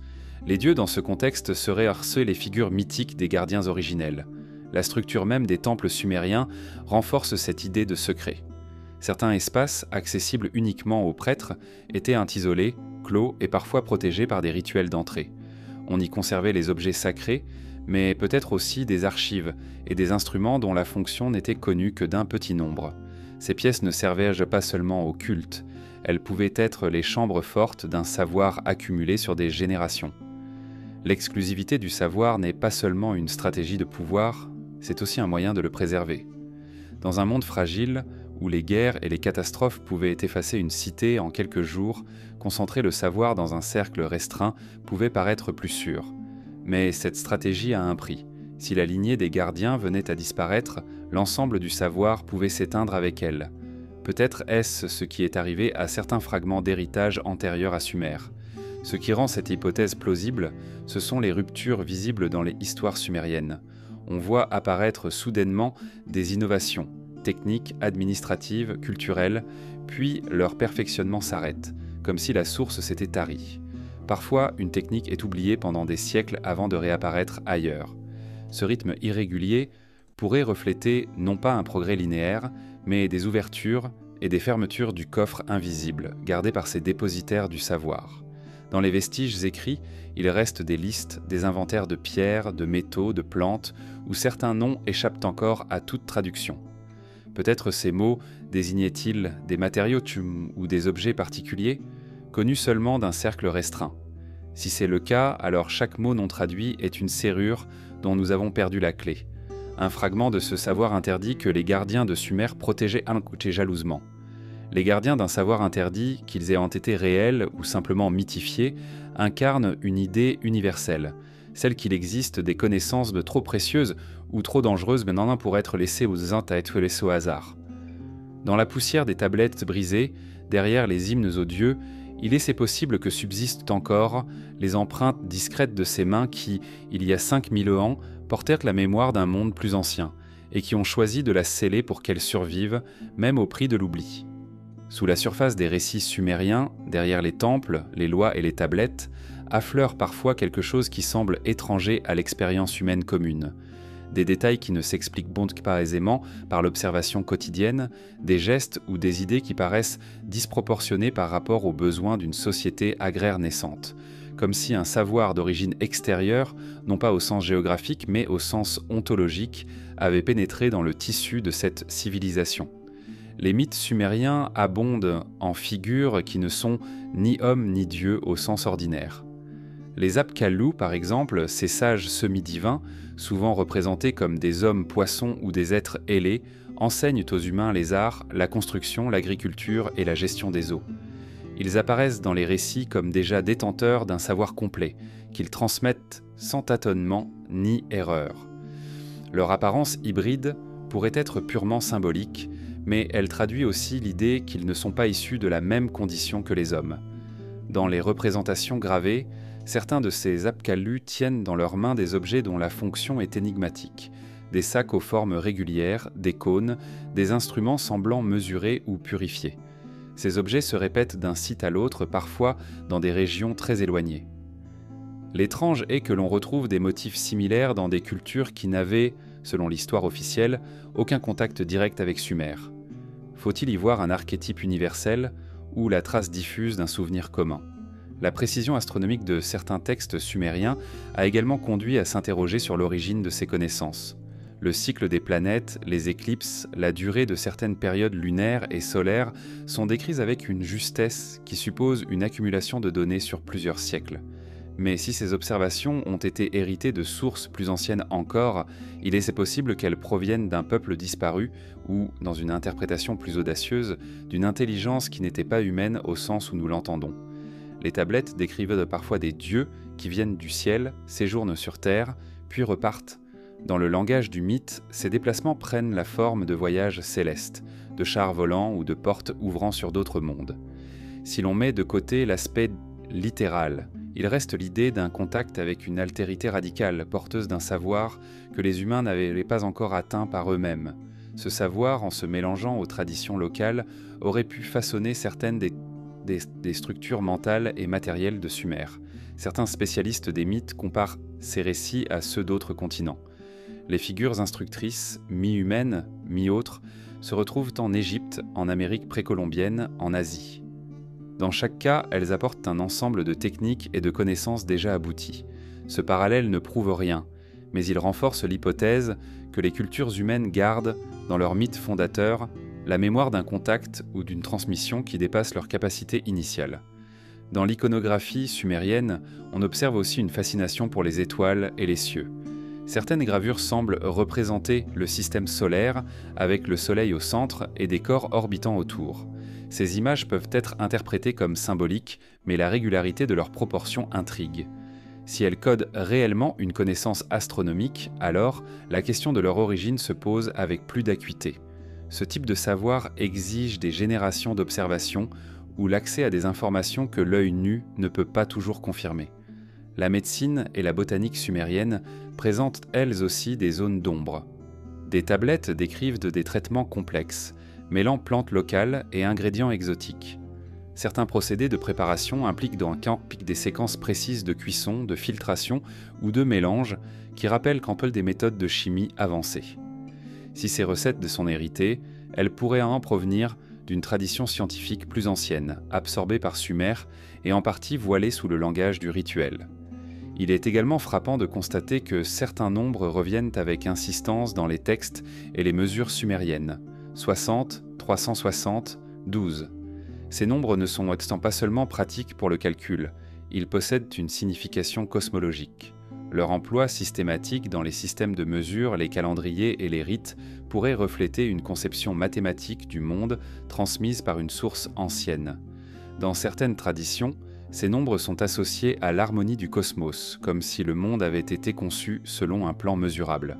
Lorsque l'on parle de mémoire non humaine, il ne s'agit pas nécessairement d'extraterrestres ou de forces surnaturelles au sens moderne, mais d'un héritage qui ne vient pas directement de l'expérience humaine ordinaire. Cela pourrait être la mémoire d'une espèce disparue, d'une culture très ancienne qui avait développé des outils intellectuels ou techniques avancés. Si cette mémoire a été préservée, c'est peut-être parce qu'elle a été intégrée dans le domaine sacré, protégé par le mythe et le rite. Le rôle des prêtres et des scribes dans cette transmission est central. Ils n'étaient pas seulement les gardiens de l'écriture et des cérémonies, mais aussi les intermédiaires entre le savoir ancien et la société. Les textes codés, les hymnes et les légendes pouvaient en contenir, en filigrane, des fragments de cette mémoire. Les symboles récurrents, les métaphores partagées, les constructions narratives répétitives formaient un langage parallèle, accessible seulement à ceux qui en connaissaient les clés. On peut imaginer que cette mémoire se transmettait aussi par des gestes, des techniques de construction, des alignements astronomiques. Les bâtisseurs, les navigateurs, les médecins pouvaient perpétuer des savoirs sans en connaître l'origine, simplement parce qu'ils avaient été formés selon une tradition reçue. Dans ce cas, l'empreinte non humaine résiderait moins dans des objets concrets que dans des façons de faire, des schémas mentaux et techniques qui, répétés, survivent à leur source. Les mythes sumériens parlent parfois de dons offerts aux hommes, mais aussi de punitions, retirant ces dons lorsque l'humanité s'en montre indigne. Ce schéma pourrait refléter des ruptures historiques réelles, lorsque certains savoirs ont été perdus, volontairement ou non. La mémoire non humaine serait alors discontinue, apparaissant par éclats, puis disparaissant jusqu'à la prochaine transmission. Ce qui rend cette idée fascinante, c'est qu'elle donne une cohérence nouvelle aux anomalies dispersées dans l'archéologie et la mythologie sumérienne. Les connaissances avancées, les objets énigmatiques, les alignements précis, les motifs universels pourraient tous être les fragments d'un héritage unique, que les Sumériens ont reçu et adapté. Dans cette perspective, leur civilisation ne serait pas seulement le produit du génie humain local, mais aussi le réceptacle d'une mémoire plus vaste, inscrite dans la pierre, l'argile et les histoires. Si cette mémoire avait une origine non humaine au sens large, c'est-à-dire extérieure à l'histoire connue de l'humanité, alors elle poserait une question vertigineuse. Jusqu'où cette influence s'est-elle étendue dans notre développement ? Et combien de ce que nous tenons pour une invention humaine est en réalité une réinterprétation d'un savoir qui nous dépasse ? Dans la double étreinte de l'eau et du ciel, les Sumériens avaient besoin de trouver deux maîtres à écouter, le fleuve et les astres. L'un leur dictait le rythme immédiat de la vie, l'autre leur offrait l'immuable, un canevas où inscrire la mémoire et les prophéties. La Mésopotamie, avec ses plaines traversées par le Tigre et l'Euphrate, obligeait à comprendre les caprices de l'eau. Mais au-delà de la gestion de l'irrigation, il y avait une science plus vaste, où le mouvement des courants et le trajet des étoiles formaient en une seule et même trame. Les canaux sumériens n'étaient pas de simples fossés creusés à la hâte. Leur tracé obéissait à une logique qui tenait compte des pentes, de la vitesse de l'eau, de la sédimentation et des variations saisonnières. Les ingénieurs de Sumer savaient comment ralentir un débit trop violent ou comment l'accélérer, comment détourner un cours d'eau sans perdre sa force. Ces connaissances, visibles dans l'ampleur et la régularité de certains ouvrages, ne semblent pas avoir été acquises par simple expérimentation récente. Elles portent la marque d'une tradition ancienne, transmise, affinée et adaptée. Les mêmes esprits qui maîtrisaient voir les fleuves s'avèrent aussi lire le ciel. Les ziggurats, avec leurs terrasses étagées, offrirent des points d'observation privilégiés. De là, on suivait le lever et le coucher des étoiles, on notait le déplacement des planètes, on mesurait les cycles de la Lune. Ces données n'étaient pas collectées pour Lenz pour la seule contemplation. Elles guidaient la navigation, dictaient les dates des semailles, prévoyaient seulement les périodes de crue. L'eau et le ciel étaient introitement liés par des correspondances de secrètes, et les Sumériens avaient appris à les lire ensemble. Les tablettes astronomiques les plus anciennes témoignent d'une précision qui dépasse les besoins immédiats. On y note non seulement la position des astres visibles, mais aussi des phénomènes rares comme les éclipses ou les conjonctions planétaires. Pour que de tels relevés soient possibles, il fallait des instruments rudimentaires, peut-être des gnomons, des cordes de mesure, des bâtons d'observation, mais surtout une méthode de compilation des données. Or, cette méthode n'apparaît pas comme une invention tâtonnante, elle est déjà aboutie dans les premiers documents connus. La navigation, bien que souvent réduite dans nos imaginaires à la navigation fluviale, avait aussi une dimension maritime. Les Sumériens échangeaient avec des régions lointaines, comme Dilmun, Magan ou Meloua, probablement situées dans le golfe Persique et au-delà. Traverser ces distances exigeait de savoir interpréter les vents, les marées et les courants marins. Même sans compas, les marins pouvaient se repérer grâce à des alignements stellaires, à la position du soleil et à la mémoire des repères côtiers.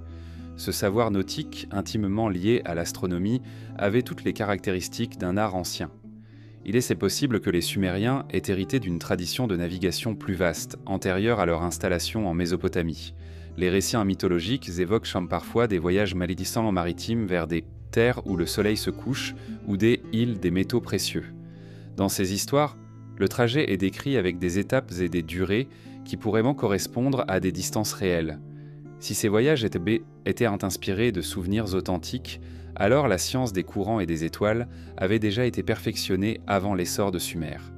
Les observations astronomiques sumériennes ne se limitaient pas aux repères saisonniers. Elles intégraient des cycles longs, comme celui de Vénus, suivis sur plusieurs années. Cette connaissance est attestée par la fameuse tablette d'Amisaduqa, bien que postérieure aux Sumériens. Mais il est probable que cette tradition remonte plus loin. Observer Vénus sur un cycle complet exige patience et constance, ainsi qu'un système de notation fiable. Ces qualités indiquent une pratique enracinée dans le temps, peut être héritée de générations de prêtres astronomes. Le lien entre le ciel et les eaux apparaît aussi dans la structure des mythes. Enki, dieu des eaux souterraines et de la sagesse, est souvent associé à la transmission des savoirs techniques et astronomiques. L'eau dans ces récits n'est pas seulement une ressource, elle est un vecteur de connaissances. Les courants marins et fluviaux deviennent alors des métaphores du flux des idées, du passage des informations d'un monde à l'autre. Ce langage symbolique pourrait masquer le souvenir de routes maritimes anciennes alignées sur des trajectoires célestes. Les méthodes de calcul utilisées par les Sumériens pour mesurer le temps et l'espace semblent adaptées à la fois à la gestion des terres et à la navigation. Leur système sexagésimal, fondé sur le nombre 60, permettait de diviser le cercle céleste en 360 degrés et de mesurer des angles avec une grande précision. Ce système est idéal pour combiner les mesures astronomiques et géographiques, un outil précieux pour les marins comme pour les astronomes. Sa sophistication laisse penser qu'il a été conçu dans un contexte où les deux disciplines étaient indissociables. Les courants marins, dans le Golfe et au-delà, suivent des rythmes influencés par les vents saisonniers, notamment la mousson. Comprendre et exploiter ces cycles demande plusieurs générations d'expérience. Si les Sumériens en avaient déjà la maîtrise, cela suggère que ce savoir avait circulé bien avant leur apogée, peut-être depuis des communautés maritimes oubliées. Dans ce cas, Sumer aurait été le point de convergence d'une double tradition, l'hydro-ingénierie des plaines fluviales et la navigation hauturière. La mémoire de cette science conjointe se retrouve peut-être dans les plans des villes sumériennes elles-mêmes. Certaines sont construites de manière à canaliser les vents dominants, à protéger les zones habitées des inondations, tout en alignant des bâtiments clés sur des repères astronomiques. Cette triple optimisation, hydrologique, climatique et céleste, est rare pour une civilisation à ses débuts apparents.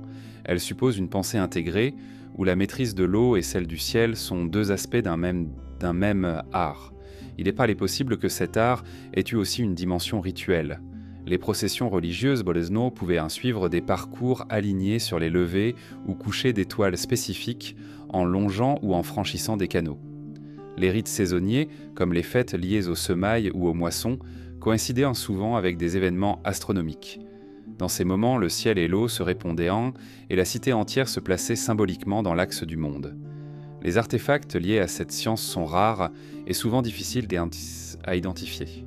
Un simple bâton gravé de marques pourrait être un outil de mesure, tout comme une tablette ornée de cercles concentriques pourrait être un plan du ciel ou un schéma d'irrigation. La polyvalence de ces formes reflète la manière dont les Sumériens concevaient leur savoir, non pas compartimenté, mais fluide, circulant d'un domaine à l'autre comme un courant reliant la Terre et les étoiles.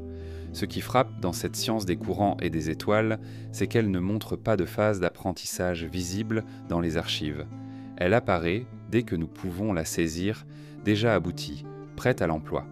Cela peut indiquer qu'elle a été importée, transmise par un peuple qui en possédait déjà la maîtrise. Si tel est le cas, alors Sumer n'a pas été seulement un inventeur, mais un héritier, le dépositaire d'un savoir fluide comme l'eau, immuable comme le ciel. Dans la plaine mésopotamienne, les rivières ne sont pas seulement des chemins d'eau, elles sont des lignes qui tracent dans la terre un reflet de ce qui se déploie au-dessus. Le Tigre et l'Euphrate, sinueux et changeants, semblaient aux Sumériens être les contreparties terrestres de deux flux célestes, deux bras du grand fleuve des étoiles. Leur disposition, leur confluent, leur bifurcation étaient observées non seulement comme des phénomènes naturels, mais comme des signes, des inscriptions vivantes d'un ordre supérieur. Les cartes mentales de l'époque leur enseignaient souvent le tracé des rivières aux constellations. On pensait que les cours d'eau reproduisaient des motifs du ciel ou que leur naissance et leur disparition répondaient à des cycles astronomiques. Cette vision n'était pas purement poétique. Elle pouvait influencer l'implantation des villes, l'orientation des temples et la structure même des réseaux d'irrigation. En ce sens, le paysage était un texte et l'eau l'encre fluide d'un message ancien. Certains temples majeurs, comme celui d'Enki à Eridu, dieu des eaux et de la sagesse, étaient placés à proximité d'anciens livres de rivières. Les prêtres y voyaient le lien direct entre leur divinité et les forces célestes. Les processions religieuses suivaient l'un et parfois le tracé de canaux alignés sur le lever ou le coucher d'astres particuliers, comme si chaque déviation de l'eau devait correspondre à une inflexion dans le ciel. Cette correspondance entre le cours des fleuves et les chemins stellaires était au cœur d'une géographie sacrée. Les observations météorologiques et astronomiques étaient indissociables. Les prêtres astronomes savaient que la crue des fleuves coïncidait avec certaines positions du Soleil ou de la Lune. Mais ils allaient prendre plus loin, ils cherchaient ensemble dans la forme des méandres, dans la rapidité des eaux, des indices de changement à venir dans le ciel. Dans cette optique, les rivières devenaient des horloges terrestres dont le mouvement annonçait celui des corps célestes. Certains textes laissent entendre que l'aménagement des canaux pouvait lui-même être un acte symbolique, destiné à corriger ou à parfaire le miroir terrestre du ciel. Dévier une rivière, tracer un canal dans un certain alignement, c'était rétablir l'harmonie entre ce qui coule en haut et ce qui coule en bas. L'urbanisme et l'hydro-ingénierie prenaient alors une dimension cosmologique. L'homme participait activement à la mise en ordre du monde.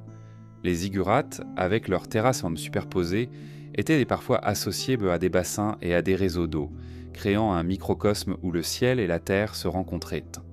Les reflets des étoiles dans l'eau servaient à certaines observations nocturnes.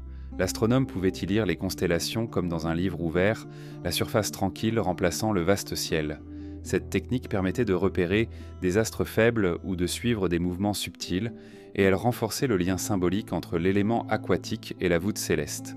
Dans cette vision, les rivières n'étaient pas des frontières, mais des axes.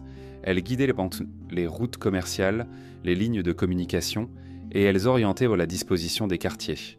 Une ville située entre deux cours d'eau pouvait être perçue comme une image de la bande lumineuse de la Voie lactée encerclant la Terre habitée. Les points de confluence où deux rivières se rejoignent étaient particulièrement sacrés. Ils représentaient l'union de forces célestes, un moment où deux trajectoires se rencontrent dans l'éternité. Il est possible que cette lecture du paysage ait des racines plus anciennes que Sumer. Dans d'autres régions, comme en Égypte ou dans la vallée de l'Indus, des parallèles existent entre le tracé des fleuves et les configurations célestes. Peut-être ces traditions partagent-elles une origine commune, un héritage venu d'une culture préhistorique pour qui l'eau et le ciel formaient une seule carte. Sumer aurait alors hérité de ce langage géographique, l'adaptant à son propre environnement. Les récits mythologiques renforcent cette idée. Dans certaines épopées, les dieux voyagent le long de fleuves célestes pour atteindre la terre. Parfois, ils construisent eux-mêmes des canaux dans le ciel, afin que la pluie et la fertilité descendent vers les hommes. Ces images pourraient être le souvenir codé d'un savoir hydraulique avancé, projeté dans le domaine sacré pour en préserver le caractère vital et mystérieux.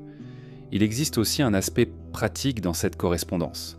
Les points où les rivières changent de direction pouvaient servir de repères astronomiques. Un méandre particulier pouvait marquer la position du soleil à un solstice ou le lever d'une étoile importante pour le calendrier agricole. Dans ce cas, l'aménagement du paysage n'était pas seulement fonctionnel, il devenait un instrument de mesure du temps, aussi précis que les cadrans solaires, mais à l'échelle d'une vallée entière. La relation entre le ciel et les eaux pouvait aussi servir à transmettre des informations entre générations. Un ancien canal, même abandonné, pouvait conserver son orientation comme un message silencieux. Des siècles plus tard, un observateur attentif pouvait encore lire dans son tracé l'alignement voulu par ses bâtisseurs. De cette façon, une carte céleste pouvait survivre dans le sol, dissimulée sous la forme d'un réseau hydraulique. Certains alignements sont si précis qu'ils suggèrent une intention délibérée. Des canaux construits parallèlement à des lignes invisibles pour l'œil nu, mais correspondant à des latitudes ou des azimuts astronomiques définis.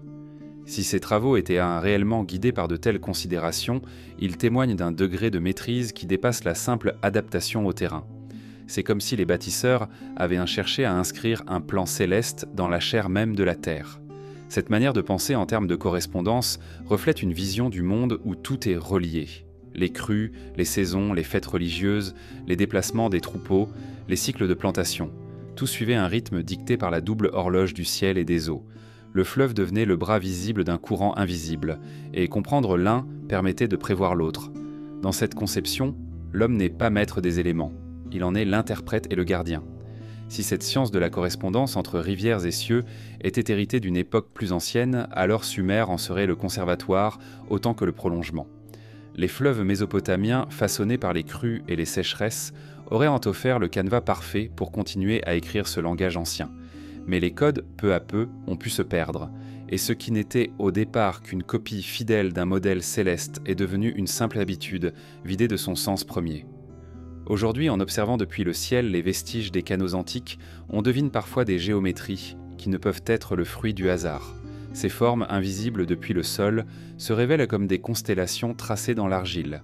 Elles témoignent peut-être d'un temps où la terre et le ciel étaient allant perçus comme deux pages du même livre, et où les rivières dessinaient, pour ceux qui savaient très lire, la carte invisible des étoiles.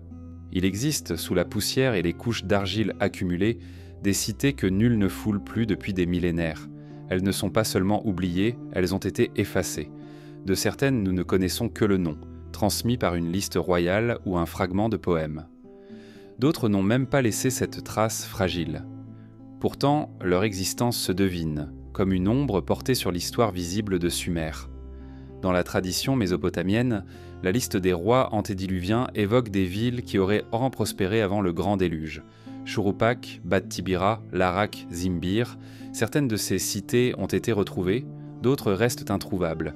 Celles que l'on n'a pas encore localisées pourraient être enfouies sous des mètres de sédiments, effacées par les crues ou dispersées par l'érosion du temps. Mais si elles ont disparu, c'est peut-être aussi parce que quelqu'un a voulu qu'elles disparaissent. L'effacement d'une cité ne se produit pas seulement par accident. Une guerre, un incendie, une catastrophe naturelle peuvent la détruire, mais pour qu'elle disparaisse de la mémoire collective, il faut un silence organisé. Les textes officiels cessent d'en parler, les récits impopulaires sont oubliés, les cartes ne la mentionnent plus. C'est un acte presque rituel, comme si effacer un lieu revenait à couper le fil qui le reliait au reste du monde. Ce silence volontaire, s'il a eu lieu, pourrait cacher plus qu'une simple ruine, peut-être la trace d'événements ou de savoirs jugés dangereux. Certaines fouilles révèlent des anomalies troublantes, des villes entières construite avec soin, abandonnée soudainement, sans signe de siège prolongé ni de destruction massive. Les habitants semblent avoir quitté les lieux en emportant l'essentiel, laissant derrière eux des bâtiments encore intacts. Dans d'autres cas, la ville a été reconstruite par-dessus elle-même, les nouvelles fondations écrasant l'ancienne trame. Ce recouvrement peut être pratique, mais il peut aussi servir à dissimuler la forme initiale de la cité, son plan, son orientation, des éléments qui avaient peut-être une signification particulière. Les cités effacées ont un poids paradoxal. Elles sont absentes, mais leur absence pèse. Leur non-présence dans les archives suscite des questions que les documents restants ne peuvent pas toujours résoudre. Pourquoi certains centres urbains, pourtant bien situés pour le commerce et l'agriculture, ont-ils été abandonnés alors que d'autres prospéraient? Quelles forces, naturelles ou humaines, ont pu rendre un lieu inhabitable ou indésirable au point de l'effacer de la mémoire? Dans les traditions orales et les mythes, il existe des allusions à des villes interdites. Ce sont des lieux que les dieux auraient maudits, où aucun homme ne doit retourner. Ces récits peuvent avoir pour origine des catastrophes environnementales, zones inondées en permanence, terrains devenus stériles, épidémies. Mais ils peuvent aussi refléter la volonté de dissimuler quelque chose. Si une cité conservait des traces d'un savoir ou d'une influence extérieure que l'on voulait écarter, la manière la plus radicale de le faire était de la condamner à l'oubli. Les plans urbains retrouvés sur certaines tablettes laissent deviner que certaines villes effacées avaient des particularités qui ne se retrouvent pas ailleurs. Alignements astronomiquement précis, structures monumentales inhabituelles, réseaux de canaux complexes sans équivalent dans les cités voisines. Ces caractéristiques pourraient indiquer que ces villes avaient hérité d'un modèle différent, peut-être issu d'une tradition antérieure à Sumer. Si tel est soit le cas, leur disparition n'est pas seulement une perte physique, mais l'effacement d'un fragment d'histoire plus ancien que la civilisation elle-même. Le poids de ces cités absentes se ressent aussi dans les déplacements de population. Les archives montrent parfois des vagues d'installation dans de nouvelles villes à des dates correspondant à l'abandon d'autres. Ce transfert d'habitants, organisé ou forcé, a pu emporter avec lui des traditions, des récits, des savoirs. Mais la migration ne garantit pas la transmission intacte. Ce qui se transmet se transforme, et ce qui ne peut pas s'intégrer au nouveau cadre disparaît peu à peu. Les archéologues savent que chaque fouille est un compromis. Creuser ici, c'est laisser ailleurs enfoui pour des décennies, voire des siècles. Ainsi, de nombreuses cités effacées restent encore hors de portée. Les images de satellites ont révélé des traces invisibles depuis le sol. Form anders Bild, formes géométriques enfouies sous les champs, ombres légères dessinant de tout le contour d'anciennes murailles. Ces fantômes urbains rappellent que le paysage actuel n'était qu'une couche superficielle posée sur des millénaires de strates humaines. Dans certains cas, des cités entières semblent avoir été bâties sur le modèle d'une ville plus ancienne disparue. Les proportions, les axes, la place des temples et des portes imitent un plan originel, comme si l'on voulait en conserver l'esprit même si le lieu physique avait été perdu. Ce phénomène pourrait indiquer que, malgré leur effacement, certaines cités ont continué à exister sous forme de modèles idéalisés, transmis de génération en génération. Le plus étrange est peut-être que certaines de ces villes effacées sont évoquées dans des contextes rituels. Leurs noms apparaissent dans des incantations, comme des points de référence dans un paysage invisible. Ces mentions sont souvent énigmatiques, placées à côté de noms de dieux ou de lieux mythiques. Cela pourrait signifier que, même absentes du monde physique, ces cités continuaient à exister dans un espace symbolique ou sacré lié à des cycles ou à des connaissances spécifiques. Il faut aussi considérer la possibilité que certaines cités effacées aient été détruites non pas par un ennemi extérieur, mais par leurs propres habitants. Des révoltes, des luttes internes ou des conflits religieux pourraient avoir mené à l'abandon volontaire et à la destruction systématique de certaines structures. Dans ce cas, l'effacement n'est pas seulement matériel, il est aussi une rupture volontaire avec un passé jugé incompatible avec le présent.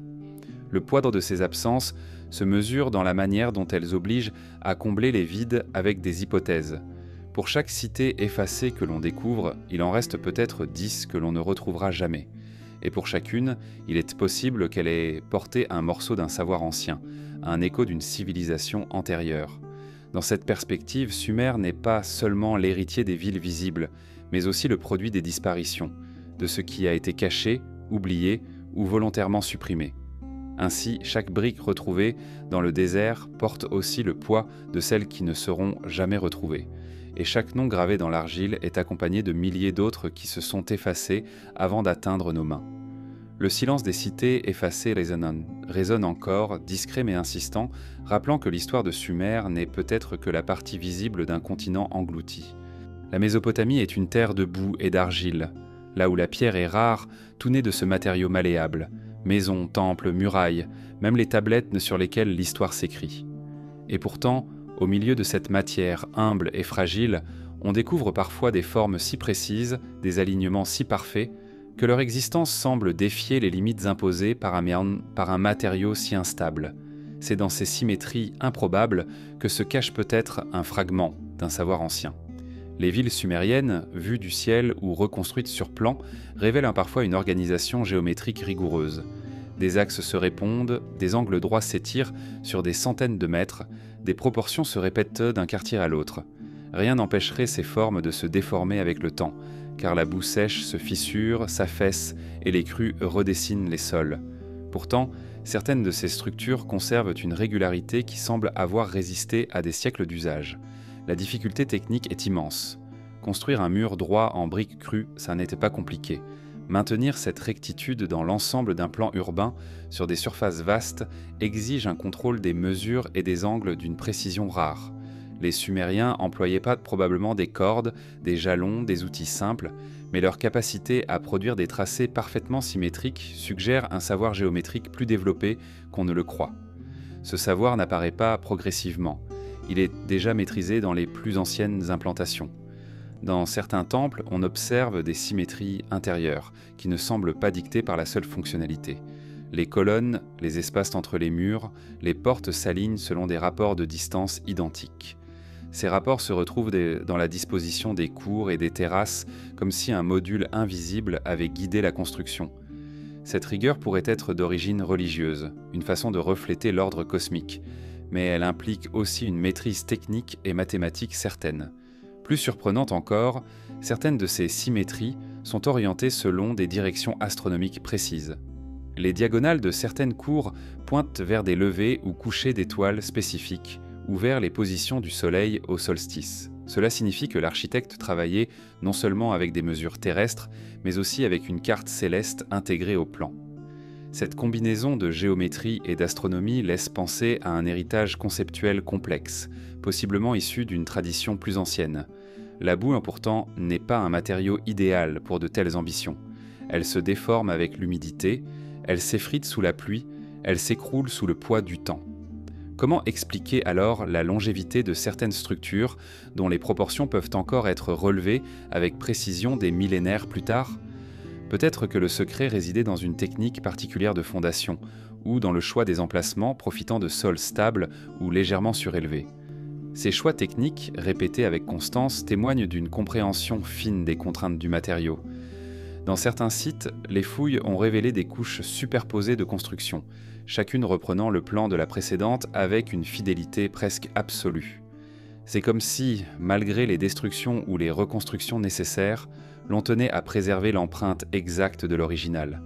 Cette fidélité pourrait être une simple habitude, mais elle pourrait aussi indiquer que le plan lui-même possédait une valeur symbolique ou fonctionnelle particulière liée à des connaissances que nous avons perdues. Les formes circulaires, rares mais présentes, sont encore plus énigmatiques. Tracer un cercle parfait dans la boue, à grande échelle, est un défi technique, surtout sans instruments sophistiqués. Et pourtant, on retrouve des enceintes ou des structures rituelles presque parfaitement circulaires, dont le diamètre est constant sur des dizaines de mètres. Leur fonction reste discutée, mais leur existence même démontre un savoir-faire qui ne s'accorde pas avec l'image d'une technique encore balbutiante. Il existe aussi des indices que certains alignements urbains n'étaient pas visibles depuis le sol, mais prenaient en sens vu de hauteur, depuis une ziggurat, une colline ou même un point éloigné dans la plaine. Les alignements pouvaient ainsi relier des bâtiments distants, créant des symétries invisibles au quotidien, mais présentes dans la conception globale. Cette pensée à grande échelle est rare dans les premières civilisations connues et elle suggère un modèle mental avancé. Le mystère des symétries impossibles ne réside pas seulement dans leur précision, mais dans leur motivation. Pourquoi imposer une telle rigueur à des structures construites en matériaux éphémères? Pourquoi chercher à inscrire dans l'argile des figures qui pourraient tard disparaître en une génération? Peut-être parce que ce n'était pas la matière qui comptait, mais la forme. Même si les murs s'écroulaient, leur emplacement et leur orientation pouvaient être reproduits, assurant la survie du schéma original à travers les reconstructions. Cette idée rejoint celle des plans hérités, un modèle architectural ancien, transmis à travers les siècles, appliqué à différents matériaux et lieux. Dans ce cas, la boue ne serait qu'un support temporaire pour un dessin immuable. Les Sumériens auraient pu hériter de ces plans d'une civilisation plus ancienne, les adaptant à leur contexte tout en conservant leurs proportions et leurs alignements. Ainsi, derrière chaque symétrie, se cacherait l'écho d'une ville disparue. Les symétries ne se limitent pas aux bâtiments. Elles se retrouvent aussi dans les réseaux de canaux, dans la répartition des champs, dans la disposition des routes. Parfois, les distances entre des points clés de la ville correspondent à des mesures régulières, répétées avec une constance presque obsessionnelle.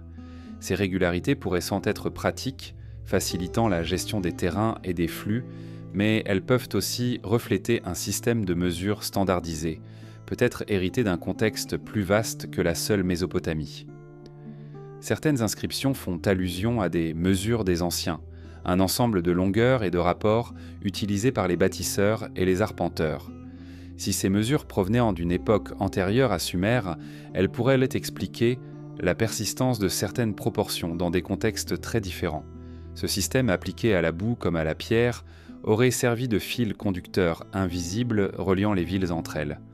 Lorsque l'on contemple les vestiges de ces symétries, on a l'impression de voir un langage géométrique inscrit dans la terre, un langage qui parle de continuité, d'ordre et de mémoire. La fragilité du matériau rend encore plus frappante la volonté d'y inscrire quelque chose qui dépasse le temps de vie des murs. C'est comme si la boue elle-même avait été utilisée pour fixer un message adressé aux générations futures, un message qui ne devait pas dépendre de la permanence de la matière, mais de la fidélité à la forme. Et peut-être est-ce là le cœur du mystère.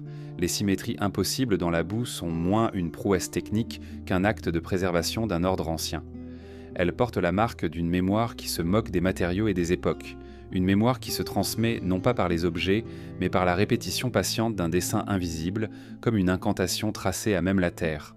On connaît le nom de quelques rois sumériens, celui de certains dieux, parfois celui de scribes ou de marchands. Mais des architectes, presque rien. Ceux qui ont pensé les villes, tracé les axes, calculé les proportions, choisi les orientations, sont restés dans l'ombre. Leur absence dans les archives officielles est frappante.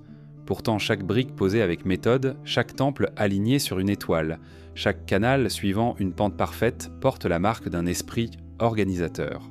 Ce sont ces esprits, oubliés mais présents partout, que l'on pourrait appeler les architectes invisibles.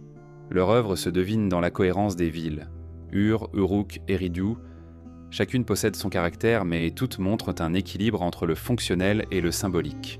Les quartiers d'habitation, les zones artisanales, les lieux de culte ne sont pas répartis au hasard.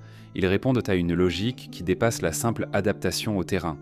Cette logique se manifeste aussi dans les rapports entre les dimensions, comme si un ensemble de règles non écrites, héritées ou apprises dans un cercle restreint, avait guidé les plans. La figure de l'architecte dans la Mésopotamie ancienne était peut-être plus proche de celle d'un prêtre ingénieur que d'un artisan spécialisé. Construire n'était pas seulement bâtir des murs, mais inscrire dans la terre un ordre voulu. Les plans devaient donc répondre à des impératifs matériels, stabilité, circulation, défense, mais aussi à des critères invisibles, respect des orientations sacrées, proportions liées à des nombres symboliques, correspondance avec des repères astronomiques. Ce mélange de science et de rituels exigeait une formation qui allait bien au-delà de la simple expérience pratique. Ce savoir pourtant ne se laisse pas voir directement dans les archives. Il se transmet probablement par la parole, par l'observation, par l'apprentissage long auprès de maîtres. C'est ainsi qu'une lignée d'architectes invisibles a pu prolonger son souffle à travers les siècles, conservant et adaptant des principes dont l'origine se perdait déjà dans le passé. Certains de ces principes pourraient même avoir été hérités d'une civilisation plus ancienne, absorbés dans la pratique sumérienne sans que leur source soit nommée. Dans certaines ruines, on observe des choix d'implantation qui ne s'expliquent pas uniquement par la topographie. des temples construits tous sur des terrasses et toits artificiels, des zigguras orientés selon des azimuts précis, des portes monumentales ouvertes sur des perspectives calculées. Ces décisions révèlent un regard global, une compréhension du site dans son ensemble. Il est probable que ces choix aient été le fruit d'une collaboration entre les dirigeants politiques, les prêtres et ces architectes invisibles qui savaient traduire en ligne et en volume les visions de l'ordre du monde. Les techniques utilisées témoignent elles aussi de ce savoir discret. Le choix des fondations, la combinaison de briques crues et cuites, l'utilisation de bitume comme liant ou imperméabilisant, tout cela demande une connaissance fine des matériaux et de leur comportement. Mais ce qui étonne, c'est la capacité à intégrer ces techniques dans des projets de grande envergure, en respectant des contraintes géométriques strictes.